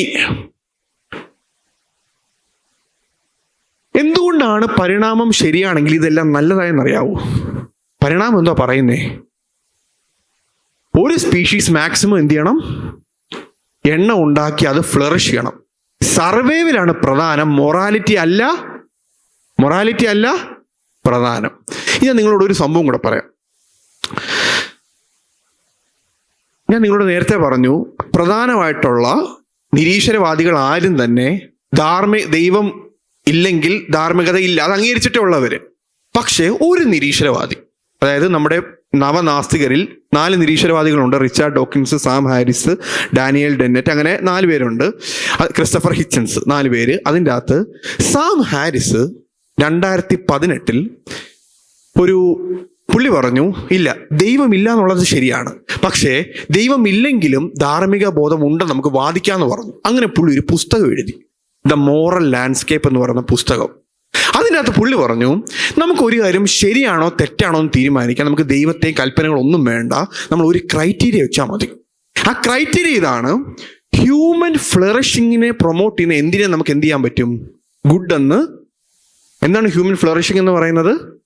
മനുഷ്യർ പെരുകി വളരുന്ന എന്തിനെ നമുക്ക് നല്ലതെന്ന് പറയാൻ പറ്റും. അതാണ് അതിൻ്റെ അടിസ്ഥാനം എന്ന് പറഞ്ഞു. അപ്പം അന്ന് ഞാൻ ഇത് 2018 പുള്ളി പുസ്തകം എഴുതുന്നതും പിന്നെ പുള്ളി ചില ഡിബേറ്റുകളൊക്കെ ചെയ്യുന്നുണ്ട്. അപ്പം ഞാനൊരു ദിവസം ഈ ഡിബേറ്റ് ഇരുന്ന് കണ്ടു. അപ്പം ഞാനിങ്ങനെ യൂട്യൂബ് നോക്കിയപ്പോൾ കാണാം ഈ സംഭവം നടക്കുന്നത് 2021-22 സമയത്ത്, കൊറോണ ടൈമിലാണ്. അപ്പം സാം ഹാരിസ് പറഞ്ഞു അദ്ദേഹം യൂട്യൂബിൽ ലൈവ് വരാൻ പോവുക, ഇന്ന സമയത്ത് വരും. ഞാൻ ആ ലൈവിൽ കയറി. അപ്പം ഈ ക്വസ്റ്റ്യൻ ആൾക്കാരിടും. അപ്പം പുള്ളി ക്വസ്റ്റ്യൻ കണ്ടിട്ട് റിപ്ലൈ കൊടുക്കും. അങ്ങനെ ഒരു ക്വസ്റ്റ്യൻ വന്ന് റിപ്ലൈ കൊടുത്തു. അങ്ങനെ ഇരിക്കുമ്പോൾ ഞാനൊരു ക്വസ്റ്റ്യൻ ഇട്ടു. എൻ്റെ ചോദ്യം ഇതായിരുന്നു: ഭൂമിയിലെ എല്ലാ സ്ത്രീകളെയും ഒരു പ്രത്യേക കൂട്ടിലിട്ടിട്ട് ഓരോ വർഷം അല്ലെങ്കിൽ 1.5 വർഷം കൂടുമ്പം ഇവരെ കൊണ്ട് ഓരോ കുഞ്ഞുങ്ങളെ പ്രസവിപ്പിച്ച് അങ്ങനെ ഉണ്ടാവുന്ന കുഞ്ഞുങ്ങൾ, ആൺകുട്ടികളെയും പെൺകുട്ടികളെയും നമ്മൾ ഈ ഡേ കെയർ പോലെ വളർത്തി 12-13 വയസ്സാകുമ്പോൾ പെൺകുട്ടികളെ വീണ്ടും എന്ത് ചെയ്യും? ആ ബിൽഡിങ്ങിൽ കൊണ്ടുപോയിട്ട് വീണ്ടും മക്കളെ പ്രസവിച്ച് ഒരു 40-50 വയസ്സാകുമ്പോൾ പ്രസവിപ്പിച്ച് അവരങ്ങ് പിന്നെ നമ്മൾ കൊന്നുകളെ, അവരുടെ ആവശ്യമില്ലല്ലോ. എന്നിട്ട് ആൺകുട്ടികളെ നമ്മൾ പുറത്ത് വിടും, അവരെ നമ്മൾ അല്ലെങ്കിൽ അവരിങ്ങനെ നടക്കും. അങ്ങനെ ഇത് ചെയ്തെങ്കിൽ ഇന്നത്തെ മനുഷ്യന്റെ പോപ്പുലേഷനെ കാട്ടി നമുക്ക് എന്ത് കിട്ടും? കൂടുതൽ മനുഷ്യർ എണ്ണം കിട്ടത്തില്ലേ? തീർന്നില്ല. നമുക്ക് കുറച്ചും കൂടെ ചൊവ്വയോ വേറെ പ്ലാനറ്റോ ഒക്കെ നമുക്ക് നേടാൻ കഴിഞ്ഞാൽ അവിടെയും പോകാൻ ആര് കാണും? മനുഷ്യർ കാണും. അപ്പം ഞാൻ ചോദിച്ചു, ഇങ്ങനെ ചെയ്താൽ ഹ്യൂമൻ ഫ്ലറിഷിങ്ങിലേക്ക് അത് നയിക്കുന്നുണ്ടോ? ഉണ്ട്. മനുഷ്യൻ താഴ്ച വളരുന്നുണ്ടോ? ഉണ്ട്. പക്ഷെ അത് ശരിയാണോ? ഒറ്റ ക്വസ്റ്റ്യനെ ഞാൻ ഇട്ടേ. ഈ ക്വസ്റ്റ്യൻ വായിച്ച് വന്നപ്പം എൻ്റെ മുമ്പിലുള്ള ക്വസ്റ്റ്യൻ അതേ ഉത്തരം പറഞ്ഞു, എനിക്ക് ശേഷമുള്ള ക്വസ്റ്റ്യൻ അതേ ഉത്തരം പറഞ്ഞു. എൻ്റെ ക്വസ്റ്റ്യനെ തൊട്ടില്ല. കാരണം എന്താ? ഉത്തരവില്ല. ഇനി അപ്പൊ നമ്മൾ കണ്ടു, വ്യക്തിപരമായ അഭിപ്രായങ്ങളാണോ ധാർമ്മികതയുടെ അടിസ്ഥാനം? അല്ല. നമ്മൾ ഇന്ന് കാണുന്ന സമൂഹം തീരുമാനിക്കുന്നതാണോ ധാർമ്മികതയുടെ അടിസ്ഥാനം? അതല്ലാത്തത് കൊണ്ടാണ് നമ്മൾ എന്ത് ചെയ്യുന്നത്? അബോർഷനെ നമ്മൾ ഇന്ന് ക്രൈസ്തവര് എതിർക്കുന്നത്. അമേരിക്കയിലേക്ക് അബോർഷൻ പലയിടത്തും ലീഗല, പക്ഷെ നമ്മൾ അതിനെ എന്ത് ചെയ്യുന്നു? എതിർക്കുന്നു. കാരണം നമ്മുടെ ധാർമ്മികത സമൂഹത്തിന്റെ തീരുമാനങ്ങൾ ഡിപ്പെൻഡ് ചെയ്യുന്ന ഒന്നല്ല. മൂന്നാമത്, പരിണാമത്തിലാണോ ധാർമ്മികതയുടെ അടിസ്ഥാനം? പിന്നെ എന്തിലാണ്? ധാർമ്മികതയുടെ അടിസ്ഥാനം എന്നത് ദൈവത്തിലാണ്. ഇനി ഈ ദൈവത്തിൽ എന്ന് പറയുമ്പോൾ നമ്മൾ എങ്ങനെ ഈ ധാർമ്മിക മൂല്യങ്ങൾ നമ്മൾ തിരിച്ചറിയുന്നത്? ദൈവം തന്നിരിക്കുന്ന കൽപ്പനകളിലൂടെയും തൻ്റെ വചനത്തിലൂടെയും. ഇനി ഞാൻ നിങ്ങളെ ഒരു ഓക്കെ, നമുക്കൊരു വാക്യം വായിച്ച് നമുക്കൊരു വീഡിയോ കാണാം. ഓക്കെ, ആർക്കെങ്കിലും യെശയ്യാപ്രവാചകന്റെ പുസ്തകം 45-ാം അധ്യായം അതിന്റെ 19-ാം വാക്യം പറയാവോ? വായിക്കാവോ? ആ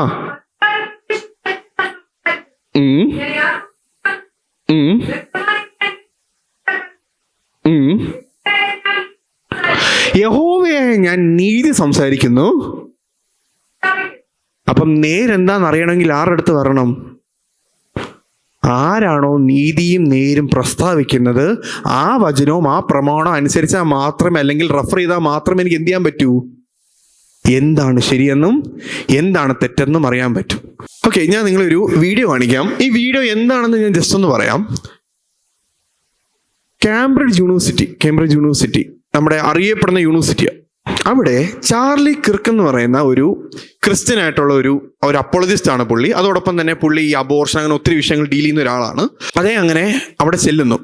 അപ്പം ചെല്ലുമ്പോൾ ഒരു ഹോളുണ്ട്, നിങ്ങളെ വീഡിയോക്കകത്ത് ഇപ്പം കാണുന്ന ഒരു ഹോളുണ്ട്. ആ ഹോളിൽ ചെന്നിട്ട് ഇതേ ഇരിപ്പുണ്ട്. അവിടെ നിറച്ച് വിദ്യാർത്ഥികളും അധ്യാപകരും ഉണ്ട്. അപ്പോൾ ഓരോ വിദ്യാർത്ഥികൾക്ക് വന്നിട്ട് ഇദ്ദേഹത്തിനോട് സംസാരിക്കാം, അബോർഷൻ പല വിഷയത്തെക്കുറിച്ച് വാദിക്കാം. അതിൻ്റെ അകത്ത് അബോർഷൻ എന്ന വിഷയത്തെക്കുറിച്ച് വാദിക്കാൻ വന്നപ്പോൾ ഒരു medical student, Kerala university MG university ഒന്നുമല്ല, കേംബ്രിഡ്ജ് യൂണിവേഴ്സിറ്റിയിൽ MBBS പഠിക്കുന്ന ഒരു മെഡിക്കൽ സ്റ്റുഡൻറ്റ് പറഞ്ഞൊരു സ്റ്റേറ്റ്മെൻ്റ് ആണ് നിങ്ങളെ ഞാൻ കാണിക്കാനായിട്ട് ആഗ്രഹിക്കുന്നത്. So thank you for coming, Charlie. My question to you, I'm a medical student, and so I'm going to throw out the big A word. I know you get asked about it a lot, but I want to hear from you what your opinion is on abortion. Life begins at conception. But about abortion specifically, why do you think abortion is wrong specifically? Well, you agree murder is wrong? I agree. Okay, so this is where we get to the question, right? Because what is it about murder you say is wrong? Like, why is murder wrong? Is wrong. Why is murder? നിങ്ങൾ ചിന്തിക്കണം. പഠനത്തിന്റെ ഏറ്റവും ഉന്നതിയിൽ നിൽക്കുന്നെന്ന് നമ്മൾ പറയുന്ന ഈ യൂണിവേഴ്സിറ്റിയിലെ വിദ്യാർത്ഥികൾ ചോദിക്കുവാണ്. നമുക്ക് പറയാൻ പറ്റത്തില്ല ഇനി ഫീബിയും കരിഷ്മയ്ക്ക് അങ്ങനെ ചോദിക്കുമോ. അപ്പം ഈ മെഡിക്കൽ വിദ്യാർത്ഥി ഇത്രയും അറിവുണ്ട്, ജ്ഞാനമുണ്ടെന്നൊക്കെ പറയുന്ന ഇവര് വൈ ഈസ് മർഡർ റോങ് എന്ന് ചോദിക്കണമെങ്കിൽ എന്തുകൊണ്ടായിരിക്കും വന്നേ? ഈ നേരത്തെ നമ്മൾ കണ്ട ഈ റഷ്യൻ എഴുത്തുകാരനായ ദോസ്റ്റോവസ്കി പറഞ്ഞൊരു സ്റ്റേറ്റ്മെന്റ്, അങ്ങനെയാണ് പുള്ളി പറയുന്നത്, നമ്മൾ ഏത് നിമിഷം ധാർമ്മികതയുടെ ഭൂപടത്തിൽ നിന്ന് ദൈവത്തെ മാറ്റുവോ ആ നിമിഷം തൊട്ട് അവനവൻ ചെയ്യുന്നത് അവനവന് ശരിയും അവനവന് തെറ്റും. ഒറ്റ കാര്യം ചെയ്തോളൂ. എന്ത് ചെയ്തു? ദൈവമില്ല, നമ്മൾ പരിണമിച്ചു വന്നാന്ന് പഠിപ്പിച്ചു. അപ്പൊ റിസൾട്ടായിട്ട് എന്ത് കിട്ടി? കേംബ്രിഡ്ജ് യൂണിവേഴ്സിറ്റി മെഡിക്കൽ സ്റ്റുഡൻറ്റ് ചോദിക്കുവാണ് വൈ ഈസ് മർഡർ റോങ്. ഞാൻ ഈ വീഡിയോ കണ്ടപ്പം നമ്മൾ ഈ കിളിപോയെന്ന് പറയുന്നത്, നമ്മൾ ഒരാളോട് കൊലപാതകം തെറ്റാണെന്ന് 2025 പഠിപ്പിക്കണമെങ്കിൽ എത്രമാത്രം ധാർമ്മികതയുടെ അടിസ്ഥാനങ്ങളൊക്കെ കിളഞ്ഞ് പരിശ്രമിച്ചിട്ടുണ്ട് നിരീശ്വരവാദികൾ. എവിടെയെങ്കിലും ഈ ധാർമ്മികത ഉറപ്പിക്കാൻ, ദൈവം ഒഴികെ. പക്ഷെ എവിടെ ഉറപ്പിച്ചാലും മനുഷ്യൻ ഉറപ്പിക്കാൻ പറ്റൂല, അവൻ മാറും. മാറുന്ന ഒന്നിൽ മാറാത്ത ഒന്നിനെ ഉറപ്പിക്കാൻ പറ്റൂല. മാറാത്ത ഒന്നിനെ ഉറപ്പിക്കണമെങ്കിൽ മാറാത്തവനിൽ മാത്രമേ ഉറപ്പിക്കാൻ പറ്റൂ. ഞാനും നിങ്ങളും പറയുവാണ്, ധാർമ്മികത മാറുന്നില്ലെന്ന് പറഞ്ഞാൽ ഒരിക്കലും മാറാത്ത ദൈവത്തിങ്കിൽ നിന്ന് മാത്രമേ എന്ത് വരത്തുള്ളൂ? ധാർമ്മികത. അതിനെ മാറ്റി ഞാൻ വേറെ അടിസ്ഥാനം വെക്കാൻ നോക്കിയാൽ അത് തകർന്നു വീഴും. ഇനി ഓക്കെ, അങ്ങനെ ഇപ്പം ഇത് ഈ മാസം 24-ാം തീയതി വന്ന വാർത്തയാണ്. എനിക്കൊത്തിരി സന്തോഷം തോന്നി. കാര്യം ഈ ടോപ്പ് യൂണിവേഴ്സിറ്റികൾ എന്നൊക്കെ പറയുന്ന പിള്ളേർ പോലും വൈസ് മർഡർ റോങ് എന്ന് ചോദിച്ച് നാളെ തോക്കെടുത്തോണ്ട് ഇറങ്ങി എന്ത് ചെയ്യും? ഇപ്പം എന്ത് ചെയ്തു? നമ്മൾ പറയുന്നത് പോലെ ഈ വർഷം 2025, 2024 നടക്കുന്ന ഒരു സംഭവം എനിക്ക് ഒത്തിരി ഒരു മാറ്റം നടക്കുക. കഴിഞ്ഞ ദിവസം ഒരു വാർത്ത നിങ്ങൾക്ക് അറിയാമെന്ന് അറിയത്തില്ല. ബൈബിൾ വിൽപ്പന 17% കഴിഞ്ഞ വർഷം കൂടി. അതും ഇവരൊരു പോൾ എടുത്തപ്പം ഏറ്റവും കൂടുതൽ ബൈബിൾ പുതിയതായിട്ട് വാങ്ങിച്ചുപയോഗിക്കുന്നത് യൗവനക്കാരാണ്. കാരണം മാതാപിതാക്കൾ നിരീശ്വരവാദികളാ. ഇവർ വലുതായി വരുമ്പം ഇവർക്കും എങ്ങോട്ട് പോകണം ഒരു പിടുത്തവും ഇല്ല. ജീവിതത്തിന്റെ അർത്ഥം അറിയണമെന്നുണ്ട്. അങ്ങനെ ഇവർ വന്ന് എന്ത് ചെയ്യും? അതിൻ്റെ അകത്ത് ഞാനൊരു ഇൻ്റർവ്യൂ ആണ്. അപ്പോൾ അതിൻ്റെ അകത്ത് ഈ ബൈബിൾ വിൽപ്പന നടത്തുന്ന ബുക്ക് സ്റ്റോർ ഉടമയുണ്ട്. പുള്ളി എന്ന് പറയും, പിള്ളേർ നിന്ന് ബൈബിൾ ചോദിക്കും. ഞാൻ അവരോട് ചോദിക്കും, നിങ്ങൾക്ക് വേണ്ടത് കാത്തലിക് ബൈബിളാണോ പ്രൊട്ടസ്റ്റൻ്റ് ആണോ, ഏതെങ്കിലും ഒരു ബൈബിൾ തരാമോ? ബിക്കോസ് അവർക്ക് സത്യം അറിയണമെന്നുണ്ട്. നമ്മൾ പറയത്തില്ല അന്ത്യകാലത്ത് ഒരു വചനത്തിനൊരു ദാഹം ഉണ്ടാവുമെന്ന്. അത് വിശ്വാസികൾക്ക് മാത്രമല്ല, ലോകത്തുള്ള എല്ലാ മനുഷ്യനും. ഇനി ഇത് കഴിഞ്ഞ ദിവസം വന്നൊരു വാർത്തയാണ്. ടെക്സസിലെ ഗവർണർ ഒപ്പിടുവാണ് 10 കൽപ്പന എന്ത് ചെയ്യണം? കാര്യം 10 കൽപ്പന ചെറുതിലെ പഠിച്ചവൻ അറിയാം. ഒരു കൽപ്പനയാണ് കൊല. ഇല്ലെങ്കിൽ എന്ത് ചെയ്യും? കേംബ്രിഡ്ജിൽ ചെന്നിട്ട് ചോദിക്കും, why is murder wrong? Okay, ഇതിലൂടെ നമ്മൾ ഇത്രയും സമയം നമ്മൾ എന്തോ കണ്ടു? ദൈവമില്ല എങ്കിൽ ധാർമ്മിക മൂല്യങ്ങൾ അല്ലെങ്കിൽ എല്ലാ മനുഷ്യനും ഒരുപോലെ അനുസരിക്കേണ്ട ഒബ്ജക്റ്റീവ് മോറൽ വാല്യൂസ് ഇല്ല. ഇത് നമ്മൾ തെളിയിച്ചു കഴിഞ്ഞു. രണ്ടാമത്തത്, ഒബ്ജക്റ്റീവ് മോറൽ വാല്യൂസ് ഉണ്ട്. അതാണ് നമ്മൾ തെളിയിക്കേണ്ടത്. അതിൻ്റെ ഒരു പ്രത്യേകത, ഏതാണ്ട് എല്ലാവരും അത് അംഗീകരിക്കുന്നുണ്ട്. ഇപ്പം ഒരാൾ പറയുവാണ് എല്ലാ മനുഷ്യനും ഒരുപോലെ ഒരിക്കലും ഒരു അപ്പോളജിസ്റ്റുമായിട്ട് ഇങ്ങനെ ഒരു സംഭാഷണം നടക്കും. അപ്പം രണ്ടുപേരും ഇങ്ങനെ സംസാരിക്കുക. അപ്പം ഒരു ഡിബേറ്റ് ഇതിൻ്റെ ഇടയ്ക്ക്. അപ്പം ഇതിൻ്റെ ഇടയ്ക്ക് ഈ അപ്പോളജിസ്റ്റ് പറഞ്ഞു ഇങ്ങനെ ഒബ്ജക്റ്റീവ് മോറൽ വാല്യൂസ് ഉണ്ട്. അപ്പം മറ്റാൾ പറഞ്ഞു അങ്ങനെ ഇല്ലെന്ന് പറഞ്ഞു. അപ്പം അപ്പോളജിസ്റ്റ് ചോദിച്ചു, ഞാൻ ഈ തോക്കെടുത്ത് നിങ്ങളെ വെടിവെക്കട്ടെ എന്ന് ചോദിച്ചു. കാരണം ഇല്ലെങ്കിൽ എനിക്ക് നിങ്ങളെ എന്ത് ചെയ്യാം, അല്ലെങ്കിൽ ഞാൻ നിങ്ങളെ തോക്കെടുത്ത് വെടിവെച്ചാൽ അത് തെറ്റാകുമോ എന്ന് ചോദിച്ചു. അപ്പം പറഞ്ഞു അത് തെറ്റാകും. ഇനി ആരുടെയും അഭിപ്രായങ്ങളിൽ ഒന്നും ഡിപ്പെൻഡ് ചെയ്യാതെ ചില മോറൽ വാല്യൂസ് പറയാൻ പറ്റുമോ? ചില കാര്യങ്ങൾ നല്ലതെന്നും ചില കാര്യങ്ങൾ മോശമെന്നും പറയാൻ പറ്റുമോ? Over to you. സ്നേഹിക്കുന്നത് ഇറ്റ് ഈസ് ഗുഡ് എന്ന് നമുക്ക് പറയാം. ചൈൽഡ് അബ്യൂസ് തെറ്റെന്ന് നമുക്ക് പറയാം. റേപ്പ് തെറ്റെന്ന് നമുക്ക്, അല്ലാതെ റേപ്പ് അഭിപ്രായങ്ങൾക്ക് അനുസൃതമാണോ? അല്ലെങ്കിൽ കാലങ്ങൾക്ക് അനുസൃതമാണോ? BC ഒരാൾ മറ്റൊരാളെ റേപ്പ് ചെയ്താൽ അത് ശരിയായിരുന്നു. ഇപ്പോൾ അത് നിർഭാഗ്യവശാൽ നിയമങ്ങൾ വന്നതുകൊണ്ട് തെറ്റായിപ്പോയി. അങ്ങനെയാണോ? അല്ല. ഇനി അപ്പം ഏതാണ്ട് എല്ലാവരും അംഗീകരിക്കുന്നുണ്ട് ഈ നിയമങ്ങളെല്ലാം, അല്ലെങ്കിൽ ഈ ഗുഡ് എന്ന് പറയുന്ന കാര്യങ്ങളും ബാഡ് എന്ന് പറയുന്ന കാര്യങ്ങളും ശരിയാണ്, സാഹചര്യങ്ങൾ ഡിപ്പെൻഡ് ചെയ്യാതെ, വ്യക്തികളെ ഡിപ്പെൻഡ് ചെയ്യാതെ. ഇപ്പൊ നമ്മൾ അറിയുവാണ്, A എന്ന് പറയുന്ന ആൾ B എന്ന് പറയുന്ന ഒരാളെ റേപ്പ് ചെയ്തു നമ്മൾ അറിഞ്ഞാൽ, ആ A എന്ന് പറയുന്ന ആള് ആരാണെങ്കിലും B എന്ന് പറയുന്ന ആൾ ആരാണെങ്കിലും റേപ്പ് എന്താണ്? തെറ്റാണ്. ഇനിയിപ്പോ B എന്ന് അല്ലെങ്കിൽ റേപ്പ് ചെയ്യപ്പെട്ട ഒരു സ്ത്രീ, ആ സ്ത്രീ 100 പേരെ കൊന്നതാണെങ്കിലും അതെന്താണ്? അവരത്രയും തെറ്റ് ചെയ്തുകൊണ്ട് ഈ ഒരു തെറ്റിലൂടെ ആ തെറ്റ്, അതുകൊണ്ടാണ് ഗാന്ധി ഒരു സ്റ്റേറ്റ്മെന്റ് ആണ്, ഒരു കണ്ണിന് മറ്റൊരു കണ്ണ് എടുത്തു കഴിഞ്ഞാൽ അവസാനം എല്ലാവരും എന്താവും? കുരുടന്മാരാകും. നമുക്ക് ഈവിലിന് ഈവിൽ വെച്ച് നമുക്ക് റീപ്പ് ചെയ്യാൻ പറ്റത്തില്ല. ഇനി നമ്മൾ നേരത്തെ കണ്ട പുള്ളിയാണ്. ആ പുള്ളി ഒരിക്കൽ പറഞ്ഞ സ്റ്റേറ്റ്മെന്റ് ആണ്, ഇതൊരു തമാശയാണ്. അതായത് ഇദ്ദേഹം ബേസിക്കലി ഒരു എത്തിസ്റ്റാണ്. പുള്ളി പറയുന്നത് പരിണാമത്തിലൂടെയാണ് നമുക്ക് ഈ ധാർമ്മിക ബോധം വന്നതായിരിക്കാം എന്നൊക്കെയാണ് പറയുന്നത്. എന്നിട്ട് ഈ പുള്ളി പറയുവാണ്, പക്ഷേ ആരെങ്കിലും പറയുവാണ് കുഞ്ഞു പിള്ളേരെ റേപ്പ് ചെയ്യുന്നത് ശരിയെന്ന് പറഞ്ഞാൽ അവൻ 2 5 ശരിയെന്ന് പറയുന്നത് പോലെയാണ്. എൻ്റെ അർത്ഥം എന്താ? അത് 2 4 അല്ലാതെ വേറെ എന്ത് പറഞ്ഞാലും ആരെന്ത് പറഞ്ഞാലും തെറ്റായതുപോലെ ഒരാളെ റേപ്പ് ചെയ്യുന്നത് തെറ്റെന്നാണ് ഇവൻ പറയുന്നത്. പക്ഷെ ഇവനോടൊരു മറുചോദ്യം, according to what? According to who?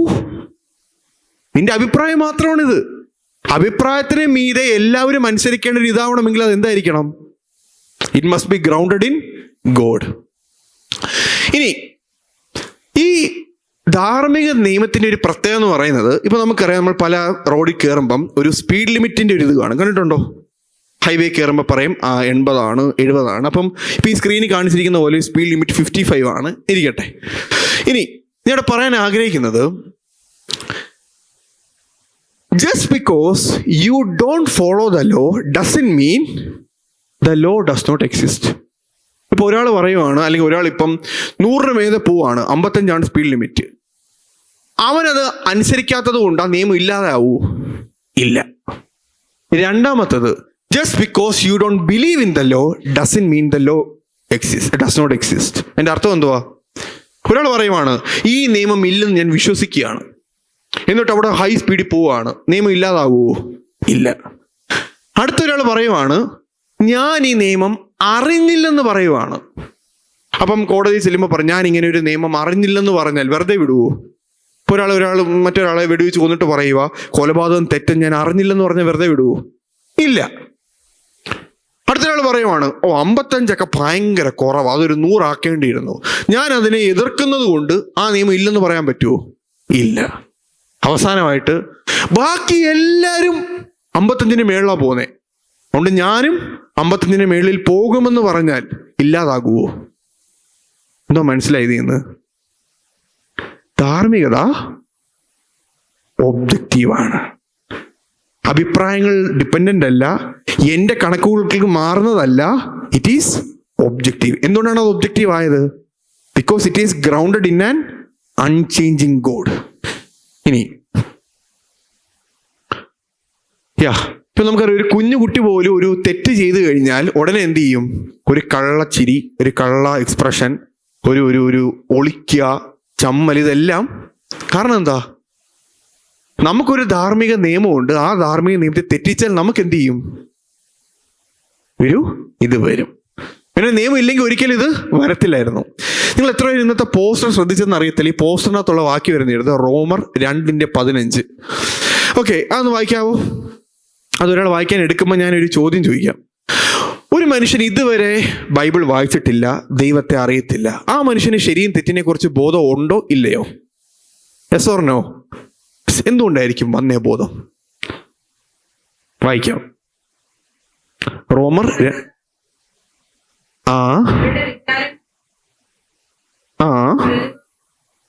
Okay.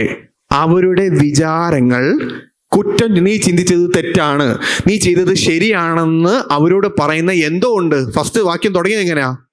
മനസാക്ഷി. ഇനി ഇവിടെ വേറൊരു ചോദ്യം വരും, ഞാൻ പിന്നെ ഒരു ക്ലാസ്സിൽ ഡിസ്കസ് ചെയ്യാം. ഈ കർത്താവിനെ കുറിച്ച് കേൾക്കാത്തവർ സ്വർഗത്തിൽ പോകുമോ നരകത്തിൽ പോകുമോ? അവിടെ വരുന്നത് മനസാക്ഷിയാണ്. ദൈവം എല്ലാ മനുഷ്യനും ഒരു മനസാക്ഷി കൊടുത്തിട്ടുണ്ട്. അവൻ അറിയാം എന്താണ് ശരി, എന്താണ് തെറ്റെന്ന്. വചനം ഒരു മനുഷ്യൻ അറിയുമ്പം എന്ത് ചെയ്യുന്നു? ഉള്ളിലെ മനസാക്ഷിയും പറയുന്ന വചനവും കൂടെ എന്ത് ചെയ്യും? ചേർന്ന് പോകുകയും, നമ്മൾ വെളിപ്പാട് പുസ്തകത്തിൽ വായിക്കുന്നത് പോലെ വിശുദ്ധൻ ഇനി തന്നെ ഹോളിനെസ്സിൽ നിന്ന് ഹോളിനെസ്സിലേക്ക് എന്ത് ചെയ്യും? അവൻ പോകും. അപ്പൊ നമ്മൾ ദൈവമില്ല എങ്കിൽ ധാർമ്മിക മൂല്യങ്ങളില്ല എന്ന് നമ്മൾ തെളിയിച്ചു. ധാർമ്മിക മൂല്യങ്ങൾ ഉണ്ടെന്ന് നമ്മൾ തെളിയിച്ചു. അതിനാൽ therefore God exists. ഓക്കെ, അപ്പോൾ നമ്മൾ ഒരു വീഡിയോ കാണാൻ പോവാണ്. ഇത് നമ്മുടെ റീസണബിൾ ഫെയ്ത്തിന്റെ വീഡിയോ ആണ്. ഇത് നമ്മുടെ ജേക്കബ് വർഗീസും അങ്ങനെ നമ്മുടെ പൊളിറ്റിക്സിലുള്ള റീസണബിൾ ഫെയ്ത്ത് എന്ന് പറയുന്ന മിനിസ്ട്രിയിലുള്ള ഇംഗ്ലീഷ് വീഡിയോ എടുത്തിട്ട് അതിനെ മലയാളത്തിലോട്ട് ആക്കിയതാണ്. അപ്പം നിങ്ങൾക്കിത് കാണാം. ഇത് കാണുമ്പോൾ കുറച്ചും കൂടെ നിങ്ങൾക്ക് വ്യക്തമാകും, ദൈവമില്ല എങ്കിൽ there is no morality. പക്ഷെ മൊറാലിറ്റി ഉണ്ട്. That means God exists. നമുക്ക് വീഡിയോ കാണാം. ദൈവമില്ലാതെ നിങ്ങൾക്ക് നല്ലവനാകാൻ കഴിയുമോ? നമുക്ക് നോക്കാം. തികച്ചും ആശ്ചര്യമായിരിക്കുന്നു. ഇതാ, ദൈവത്തിൽ വിശ്വസിക്കാതെ ഒരാൾക്ക് നല്ലവനാകാൻ കഴിയും എന്നതിന് അനിഷേധ്യമായ തെളിവ്. പക്ഷേ ദൈവത്തിൽ വിശ്വസിക്കാതെ നിങ്ങൾക്ക് നല്ലവനാകാൻ കഴിയുമോ എന്നതല്ല ചോദ്യം. ദൈവം ഇല്ലാതെ നിങ്ങൾക്ക് നല്ലവനാകാൻ കഴിയുമോ എന്നതാണ് ചോദ്യം. നോക്കൂ, പ്രശ്നം ഇതാണ്. ദൈവമില്ലെങ്കിൽ വസ്തുനിഷ്ഠമായി നല്ലത്, ചീത്ത, അല്ലെങ്കിൽ ശരി തെറ്റ് എന്നതിന് എന്ത് അടിസ്ഥാനമാണ് അവശേഷിക്കുന്നത്? ദൈവമില്ലെങ്കിൽ വസ്തുനിഷ്ഠമായ ധാർമ്മിക മൂല്യങ്ങളില്ല. കാരണം ഇതാണ്: ഒരു വസ്തുനിഷ്ഠമായ റെഫറൻസ് പോയിന്റ് ഇല്ലാതെ എന്തെങ്കിലും യഥാർത്ഥത്തിൽ മുകളിലോ താഴെയോ ആണെന്ന് പറയാൻ നമുക്ക് ഒരു മാർഗവുമില്ല. ദൈവത്തിൻ്റെ സ്വഭാവം ധാർമ്മിക മൂല്യങ്ങൾക്ക് വസ്തുനിഷ്ഠമായ ഒരു റെഫറൻസ് പോയിന്റ് നൽകുന്നു. എല്ലാ പ്രവർത്തനങ്ങളും തീരുമാനങ്ങളും അളക്കുന്നതിനുള്ള മാനദണ്ഡമാണിത്. എന്നാൽ ദൈവമില്ലെങ്കിൽ വസ്തുനിഷ്ഠമായ റെഫറൻസ് പോയിന്റ് ഇല്ല. ഒരാളുടെ കാഴ്ചപ്പാട് മാത്രമാണ് പിന്നീട് അവശേഷിക്കുന്നത്. അത് മറ്റാരുടെയും കാഴ്ചപ്പാടിനേക്കാൾ സാധുതയുള്ളതുമല്ല. ഇത്തരത്തിലുള്ള ധാർമ്മികത ആത്മനിഷ്ഠമാണ്, വസ്തുനിഷ്ഠമല്ല. ഇത് സ്ട്രോബെറി ഐസ്ക്രീമിനുള്ള മുൻഗണന പോലെയാണ്. മുൻഗണന വ്യക്തിയിലാണ്, വസ്തുവിലല്ല. അതിനാൽ ഇത് മറ്റ് ആളുകൾക്ക് ബാധകമല്ല. അതുപോലെ ആത്മനിഷ്ഠമായ ധാർമ്മികത ആ വ്യക്തിക്ക് മാത്രമേ ബാധകമാകൂ. ഇത് സാധുതയുള്ളതോ മറ്റാർക്കെങ്കിലും ബാധകമാകുന്നതോ അല്ല. അതിനാൽ ദൈവമില്ലാത്ത ഒരു ലോകത്തിൽ തിന്മയും നന്മയും ഉണ്ടാകില്ല. അന്ധവും ദയനീയവുമായ നിസ്സംഗതയല്ലാതെ മറ്റൊന്നുമില്ല. ദൈവം തൻ്റെ ധാർമ്മിക സ്വഭാവം കൽപ്പനകളായി നമുക്ക് വെളിപ്പെടുത്തിയിരിക്കുന്നു. ഇവ ധാർമ്മിക കടമകൾക്ക് അടിസ്ഥാനം നൽകുന്നു. ഉദാഹരണത്തിന്, നിങ്ങളെപ്പോലെ തന്നെ നിങ്ങളുടെ അയൽക്കാരനെയും സ്നേഹിക്കണമെന്ന കൽപ്പനയിൽ ദൈവത്തിൻ്റെ അടിസ്ഥാന ഗുണമായ സ്നേഹം പ്രകടമാണ്. ഉദാരത, ആത്മത്യാഗം, സമത്വം എന്നിവയുടെ വസ്തുനിഷ്ഠമായ നന്മ നമുക്ക് സ്ഥിരീകരിക്കുന്നതിനും അത്യാഗ്രഹം, ദുരുപയോഗം, വിവേചനം എന്നിവ വസ്തുനിഷ്ഠമായി തിന്മയായി നമുക്ക് അപലപിക്കുന്നതിനും കഴിയുന്ന ഒരു അടിത്തറയാണ് ഈ കൽപ്പന നൽകുന്നത്. ഇത് ഒരു പ്രശ്നമുയർത്തുന്നു: എന്തെങ്കിലും നല്ലതാകുന്നത് ദൈവം ഇച്ഛിക്കുന്നത് കൊണ്ടാണോ? അതോ അത് നല്ലതായതുകൊണ്ടാണോ ദൈവം എന്തെങ്കിലും ഇച്ഛിക്കുന്നത്? ഉത്തരം രണ്ടുമല്ല. മറിച്ച് ദൈവം എന്തെങ്കിലും ഇച്ഛിക്കുന്നത് അവൻ നല്ലവനായതിനാലാണ്. ധാർമ്മിക മൂല്യങ്ങളുടെ മാനദണ്ഡം ദൈവമാണ്. ഒരു ഉയർന്ന വിശ്വാസ്യതയുള്ള റെക്കോർഡിങ്ങിൻ്റെ മാനദണ്ഡം തത്സമയ സംഗീത പ്രകടനം ആകുന്നതുപോലെ ഒരു റെക്കോർഡിംഗ് എത്രമാത്രം ഒറിജിനൽ പോലെ തോന്നുന്നോ അത് അത്രയും മികച്ചതാണ്. അതുപോലെ ഒരു ധാർമ്മിക പ്രവൃത്തി എത്രത്തോളം ദൈവത്തിൻ്റെ സ്വഭാവമായി യോജിക്കുന്നുവോ അത്രയും നല്ലതാണ്. എന്നാൽ നിരീശ്വരവാദം ശരിയാണെങ്കിൽ ആത്യന്തിക മാനദണ്ഡമില്ല. അതിനാൽ ധാർമ്മിക ബാധ്യതകളോ കടമകളോ ഉണ്ടായിരിക്കില്ല. ആരാണ് അല്ലെങ്കിൽ എന്താണ് അത്തരം കടമകൾ നമ്മുടെ മേൽ ചുമത്തുന്നത്? ആരുമില്ല. ഓർക്കുക, നിരീശ്വരവാദിയെ സംബന്ധിച്ചിടത്തോളം മനുഷ്യർ പ്രകൃതിയുടെ ആകസ്മിക ഉൽപ്പന്നങ്ങളാണ്, വളരെയേറെ പരിണമിച്ച മൃഗങ്ങൾ. എന്നാൽ മൃഗങ്ങൾക്ക് പരസ്പരം ധാർമ്മിക ബാധ്യതകളില്ല. ഒരു പൂച്ച എലിയെ കൊല്ലുമ്പോൾ അത് ധാർമ്മികമായി തെറ്റ് ചെയ്തിട്ടില്ല. പൂച്ച പൂച്ചയെപ്പോലെ പെരുമാറിയതാണ്. ദൈവമില്ലെങ്കിൽ നാം മനുഷ്യരുടെ പെരുമാറ്റത്തെ അതേ രീതിയിൽ കാണണം. ഒരു പ്രവൃത്തിയും ധാർമ്മികമായി ശരിയോ തെറ്റോ ആയി കണക്കാക്കരുത്. എന്നാൽ പ്രശ്നം നല്ലതും ചീത്തയും ശരിയും തെറ്റും നിലവിലുണ്ട്. നമ്മുടെ ഇന്ദ്രിയാനുഭവം ഭൗതിക ലോകം വസ്തുനിഷ്ഠമായി യാഥാർത്ഥ്യമാണെന്ന് നമ്മെ ബോധ്യപ്പെടുത്തുന്നത് പോലെ നമ്മുടെ ധാർമ്മിക അനുഭവം, ധാർമ്മിക മൂല്യങ്ങൾ വസ്തുനിഷ്ഠമായ യാഥാർത്ഥ്യമാണെന്ന് നമ്മെ ബോധ്യപ്പെടുത്തുന്നു. ഹേയ്, അത് ശരിയല്ല, അത് തെറ്റാണ്, അത് അനീതിയാണ് എന്ന് എല്ലാ പ്രാവശ്യവും നിങ്ങൾ പറയുമ്പോൾ വസ്തുനിഷ്ഠമായ ധാർമ്മികതയിലുള്ള വിശ്വാസം നിങ്ങൾ സമ്മതിക്കുകയാണ്. ബാലപീഡനവും വർഗവിവേചനവും തീവ്രവാദവും എല്ലാവർക്കും എപ്പോഴും തെറ്റാണെന്ന് നമുക്ക് നല്ലതുപോലെ ബോധമുണ്ട്. ഇത് വ്യക്തിപരമായ താല്പര്യമോ അഭിപ്രായമോ മാത്രമാണോ? അല്ല. ശിശുക്കളെ ബലാത്സംഗം ചെയ്യുന്നത് ധാർമ്മികമായി സ്വീകാര്യമാണെന്ന് പറയുന്ന മനുഷ്യൻ 2 2 5 എന്ന് പറയുന്നവനെ പോലെ തെറ്റുപറ്റിയവനാണ്. ഇതെല്ലാം ദൈവത്തിൻ്റെ ആസ്തിത്വത്തെ സൂചിപ്പിക്കുന്ന ധാർമ്മിക വാദത്തിലേക്കാണ് നയിക്കുന്നത്. ദൈവം ഇല്ലെങ്കിൽ വസ്തുനിഷ്ഠമായ ധാർമ്മിക മൂല്യങ്ങളും കടമകളും നിലവിലില്ല. എന്നാൽ വസ്തുനിഷ്ഠമായ ധാർമ്മിക മൂല്യങ്ങളും കടമകളും നിലവിലുണ്ട്. അതിനാൽ ദൈവം ഉണ്ട്. നമ്മൾ ഓരോരുത്തരും ദിവസവും അനുഭവിക്കുന്ന ധാർമ്മിക യാഥാർത്ഥ്യത്തിന് ഒരു അടിത്തറ നൽകുന്നതിൽ നിരീശ്വരവാദം പരാജയപ്പെടുന്നു. വാസ്തവത്തിൽ വസ്തുനിഷ്ഠമായ ധാർമ്മികതയുടെ അസ്തിത്വം നമ്മെ നേരിട്ട് ദൈവത്തിൻ്റെ അസ്തിത്വത്തിലേക്ക് നയിക്കുന്നു. മോറൽ ആർഗ്യുമെന്റ് ഡിസ്കസ് ചെയ്ത് കഴിഞ്ഞിരിക്കുകയാണ്. ഇനി നമുക്ക് 3 ക്വസ്റ്റ്യൻ ഡിസ്കസ് ചെയ്യാനുണ്ട്. നമ്മുടെ മീറ്റിങ്ങിന് ഫസ്റ്റ് വന്നവരുടെ അറിവിന് വേണ്ടിയിട്ട് എല്ലാ ക്ലാസ്സിലും നമ്മൾ 3 ക്വസ്റ്റ്യൻ നമ്മൾ ഡിസ്കസ് ചെയ്യും. അത് ഹാർഡ്നെസ് അനുസരിച്ചായിരിക്കും. ആദ്യം ഒരു എളുപ്പമുള്ളൊരു ചോദ്യം ഗ്രീൻ ആയിരിക്കും, പിന്നെ കുറച്ചും കൂടെ ഹാർഡായിട്ടുള്ളൊരു ക്വസ്റ്റ്യൻ യെല്ലോ ആയിരിക്കും, പിന്നെ അതിനെക്കാട്ട് പാടുള്ളൊരു ക്വസ്റ്റ്യൻ റെഡ്. അങ്ങനെ നമ്മൾ ഡിസ്കസ് ചെയ്യുന്നത്.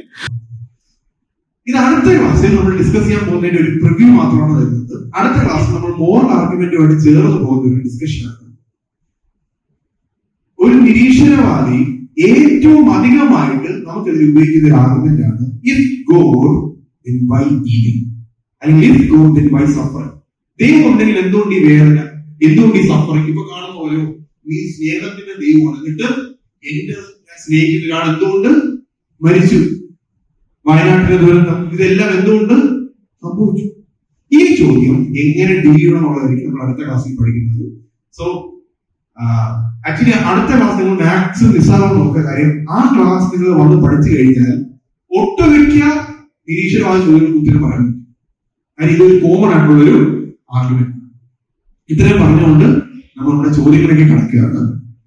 യെശയ്യാവ് 45-ാം അധ്യായം 7-ാം വാക്യത്തിൽ നമ്മൾ ഇങ്ങനെ വായിക്കുന്നുണ്ട്: ഞാൻ പ്രകാശത്തെ നിർമ്മിക്കുന്നു, അന്ധകാരത്തെയും സൃഷ്ടിക്കുന്നു. ഞാൻ നന്മയെ ഉണ്ടാക്കുന്നു, തിന്മയെയും സൃഷ്ടിക്കുന്നു. യഹോവയായ ഞാൻ ഇതൊക്കെയും ചെയ്യും. അപ്പൊ ഇതിന് മുമ്പായിട്ട് നമ്മൾ ഈ മോറൽ ആർഗ്യുമെന്റിലൂടെ നമ്മൾ എന്താ പറയുന്നത്? ആരാണ് ധാർമ്മികയുടെ അടിസ്ഥാനം? ദൈവം ആണല്ലോ. അങ്ങനെയെങ്കിൽ ദൈവമാണ് ധാർമ്മിക അടിസ്ഥാനം എങ്കിൽ ഈ ദൈവത്തിന് എങ്ങനെ തിന്മയെ സൃഷ്ടിക്കാൻ കഴിയും? ക്വസ്റ്റ്യൻ കിട്ടിയോ? എല്ലാവരും ഉണ്ടോ? ആൻസർ നമ്മൾ പറഞ്ഞു, ദൈവമാണ് മൊറാലിറ്റിയുടെ ഫൗണ്ടേഷൻ. ദൈവം ഓൾ ഗുഡാണ്. അങ്ങനെയാണെങ്കിൽ ഈ നല്ലവനായ